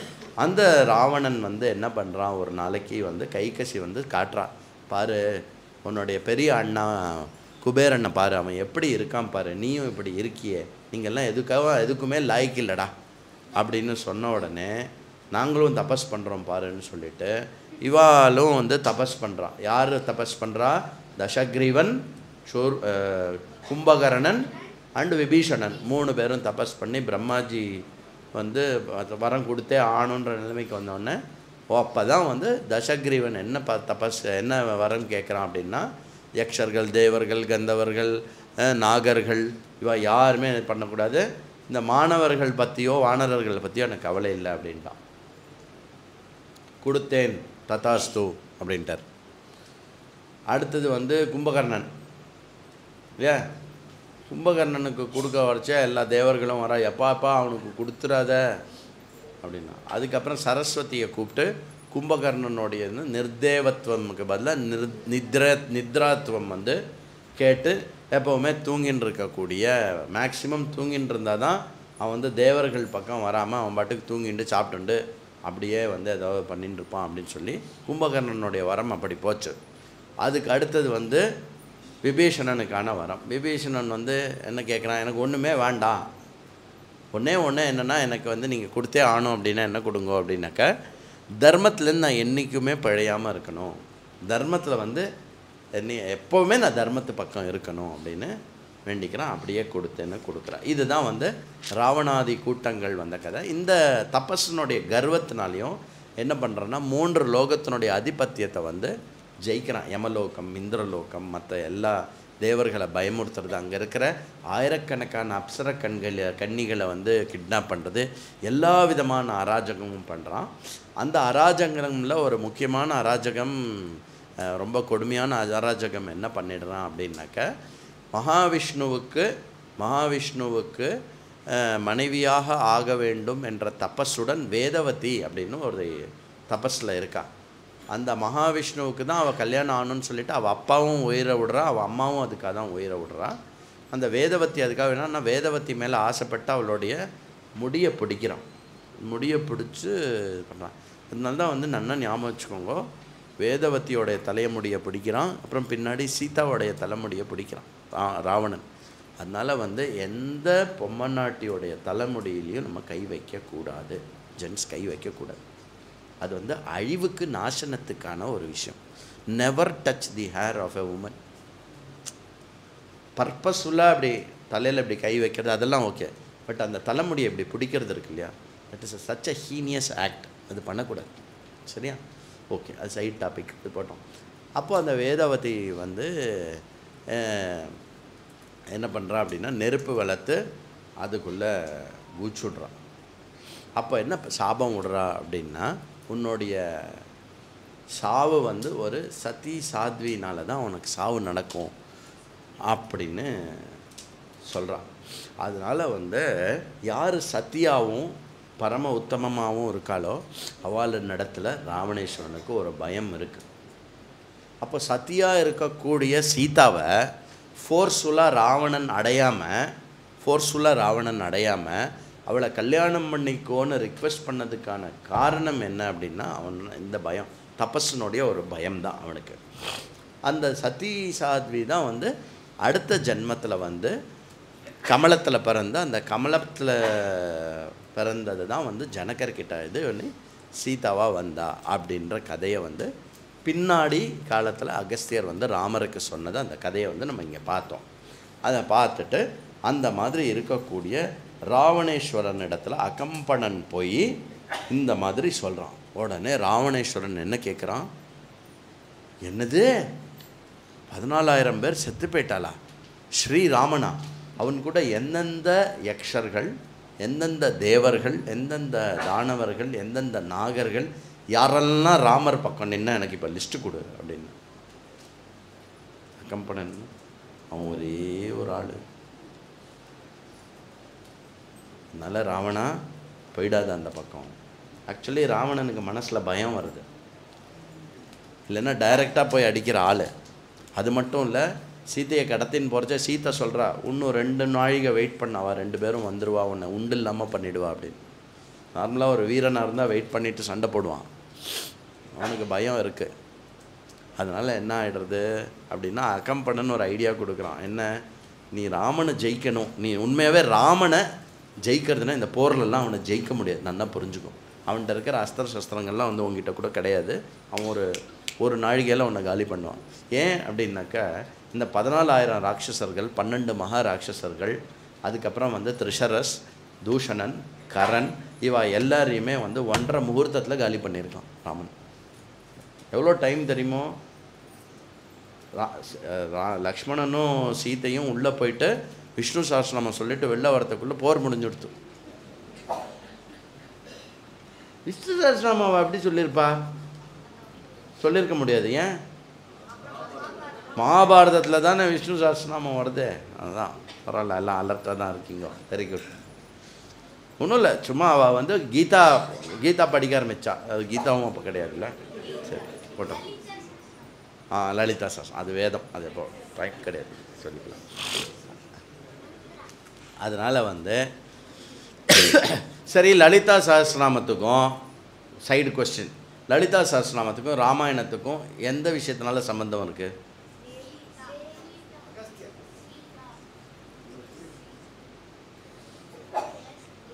அகஸ்தியர். லலிதா சஹஸ்ரநாமம் பண்ணது யார்? அகஸ்தியரும் லோபாமுத்ராவும் இல்லையா? அந்த அகஸ்தியர் ராமாயணத்தில் இருக்கார். சரியா? ஓகே. ஸோ கிட்டத்தட்ட சமகாலம்னு வச்சுக்கோங்களேன். அது போட்டோம். அப்போ அகம்பனன் என்ன சொல்கிறான்னா, நீ ராமனை ஜெயிக்கணும்னா ராமனுடைய உயிரை பிடுங்கணும். ராமனுடைய உயிர் எது அப்படின்னா சீதா. சீதாவை எடுத்துட்ட அப்படின்னா ராமன் ஒன்றுமே கிடையாது அப்படின்னு ஒரு ஐடியா கொடுக்குறான். உடனே கடகடன் மாரீச்சன்ட்ட போய், மாரீச்சா நீ ஒரு மானா மாறு, அவங்கள டீவியேட் பண்ணு, நான் சீதாவை கிட்னாப் பண்ணிடுறேன். சீதாவை வந்து நான் கல்யாணம் பண்ணிட்டேன்னா அதை விட ராமனுக்கு என்ன தோல்வி கிடையாதுல்ல, அந்த மாதிரி பண்ணிடலாம் அப்படின்னு ஒரு நீச்சமான ஒரு விஷயம். அதாவது ஒருத்தனை வீரத்தினாலையும் சௌரியத்தினாலையும் தோக்கடிக்க முடியல அப்படின்னா மான அவமானத்தில் தோக்கடிக்கிறது இருக்கு இல்லையா, அந்த விஷயத்தை வந்து பாப்ப கர்மத்தின் மூலமாக பண்ணுறது இருக்கு இல்லையா, அதை வந்து கையாளுறான். இதை வந்து பாப்பம்பா, ராமனை பற்றி உனக்கு தெரியாது, அவன் ரொம்ப பெரிய ஆள் அப்படின்னு சொல்லி மாரீச்சன் சொல்லிவிட்டு, மாரீச்சன் முக்கியமாக என்ன சொல்கிறான்னா, உனக்கு இந்த சஜஷனை கொடுத்தவன் வந்து உன்னுடைய பரம துரோகியாக தான் இருப்பான், அதனால் போ அப்படின்னா மாரீச்சன் திரும்பி போய்ட்றான். ஆனால் சூர்பனக்கை வந்து திருப்பி ராவணனை வந்து இது பண்ணி விட்றா. என்ன பண்ணி விட்றா? வெறுப்பேத்துறா. நீலாம் ஒரு ராஜாவா?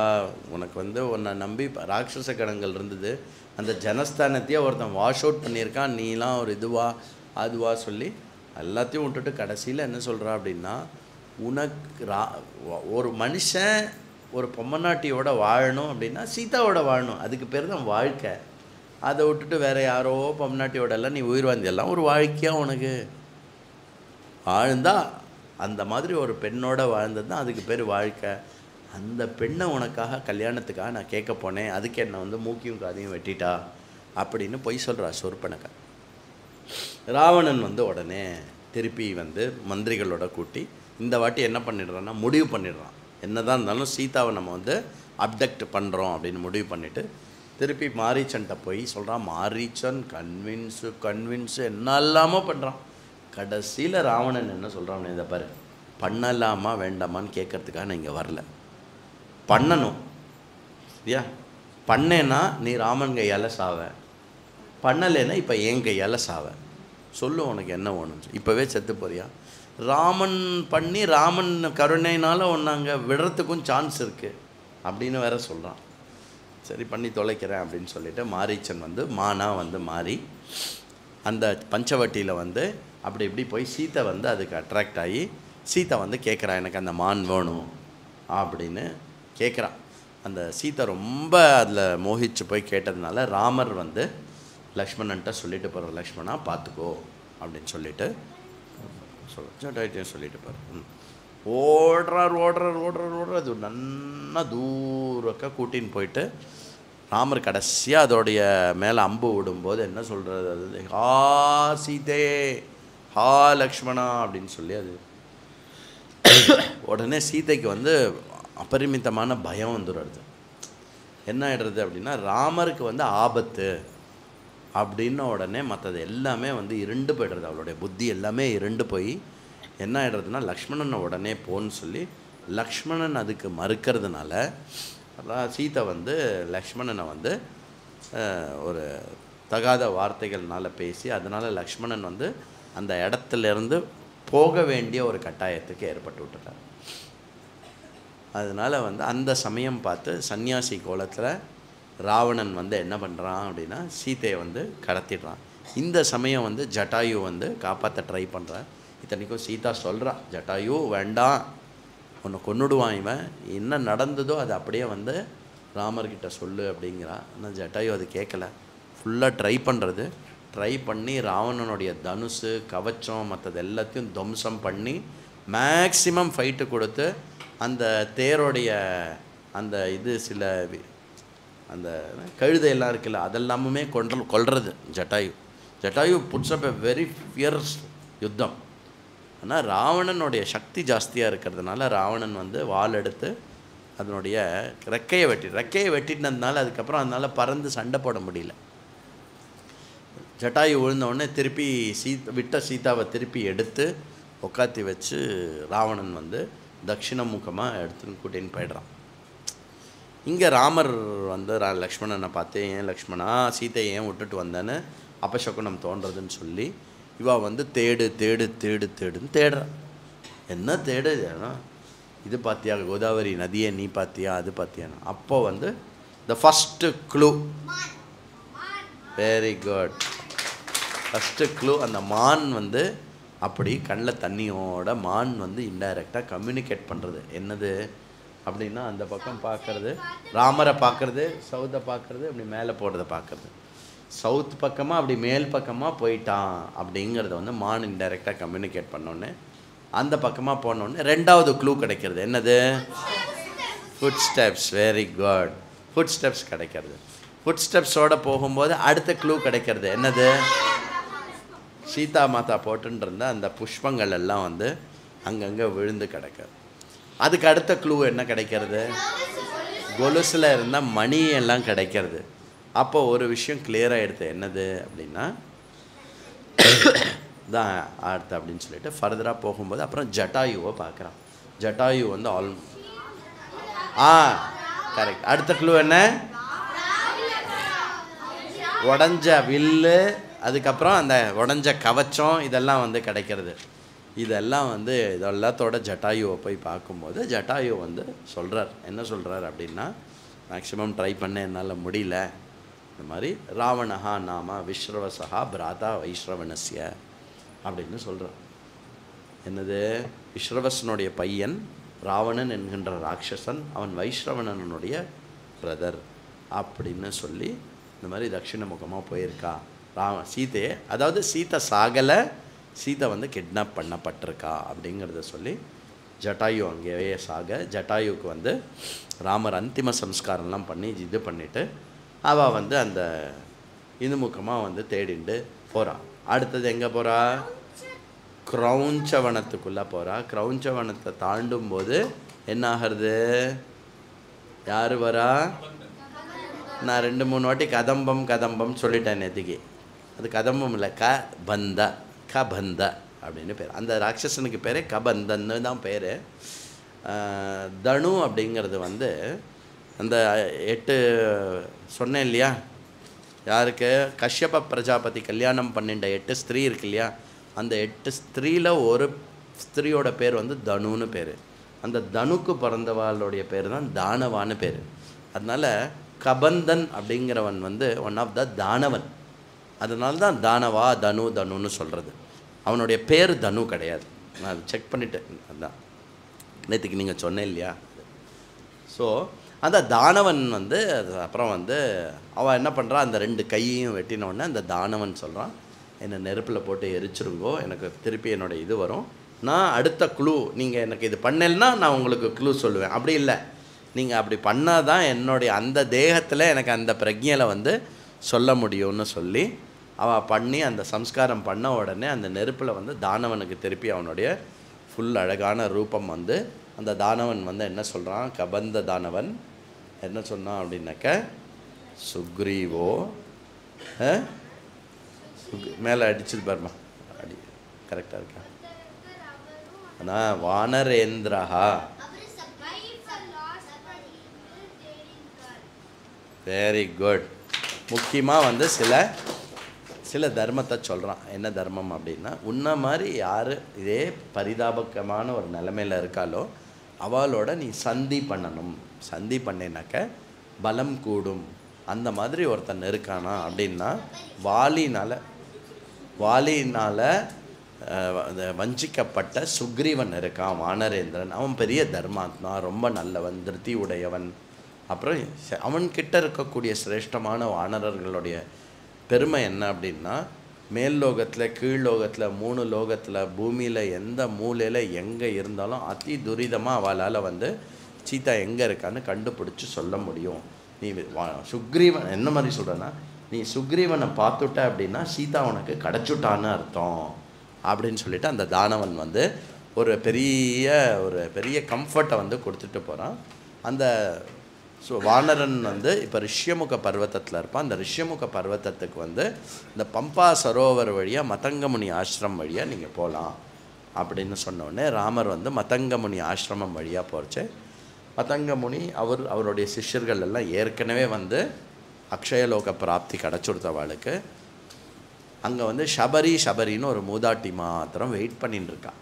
யாருக்கு அப்படின்னா, ஏன்னா அவருடைய குரு சொல்லிட்டு போயிருக்கார், இந்த மாதிரி ராமர் வருவர், நீ வந்து அவளுக்கு சத்காரம் பண்ணு, அதோட உன்னுடைய ஜீவனம் வந்து பலிதமாகிறது அப்படின்னு சொல்லி ராமர் வந்த உடனே 2 பேருக்கும் வந்து பாதஸ்நானம் பண்ணி இது பண்ணி சபரி வந்து அவள் கொடுக்குற காய்கனிகள்லாம் ராமர் சாப்பிட்டு சபரிக்கிட்ட வந்து கேட்குறார், உன்னுடைய தபஸ் சபலமாச்சு, தோ இன்றைக்கி நீங்கள் வந்திருக்கேலே, இன்றைக்கி எனக்கு சபலமாச்சு அப்படின்னு சொல்லிட்டு நெருப்பை வளர்த்து சபரி வந்து அக்ஷயமான லோகத்துக்கு, அவளுடைய ரிஷி முனிவர்கள் குருமார்கள் எந்த லோகத்துக்கு எப்படி போனாலோ அதே லோகத்துக்கு சபரியும் போயிட்டா.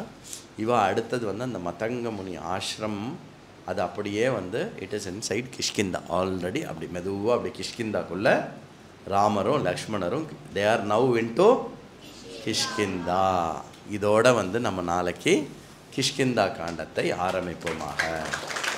ஸ்வஸ்தி பிரஜாப்ய பரிபாலயந்தாம் ஞாயேன மார்கேண மஹீஷாः கோ ப்ராஹ்மணேभ्यः शुभमस्तु லோகாः समस्ताः सुखिनो भवन्तु काले वर्षतु पृथिवी सस्यशालिनी देशोऽयं क्षोभरहितः ब्राह्मणाः सन्तु निर्भयाः.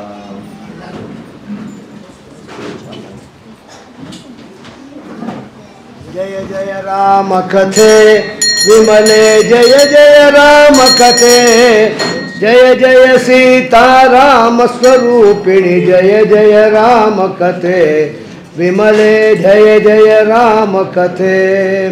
वारुणि मुख पद्मात् गलितां कुशलव परिगीतां श्रुत्वैव त्वां रघुकुलतिलको रमेषु तिरम्यां विमले, जय जय राम कथे. गायति नारदोऽपि त्वामिह त्रिभुवन संचारी, वीणाम्रणयं देवमुनीन्द्रो देवलेन सहितो विमले, जय जय राम कथे. श्रुतिमति धृति कीर्तिते शुभके तुष्टि पुष्टि हृष्टिरे, श्रेयो निष्ठां देहि मे सत्यां शक्ति भक्ति मुक्ति दे विमले, जय जय राम कथे. मोक्षे चामपि त्वां श्रुत्वा कपीश्वरो बलवान्, स्वामिह प्रीत्या नृत्यति धीरो राम भक्त हनुमान् विमले, जय जय राम कथे. जय जय राम कथे विमले, जय जय राम कथे, जय जय सीता राम स्वरूपिणी, जय जय राम कथे विमले, जय जय राम कथे. जय बोल रामायण भगवान की.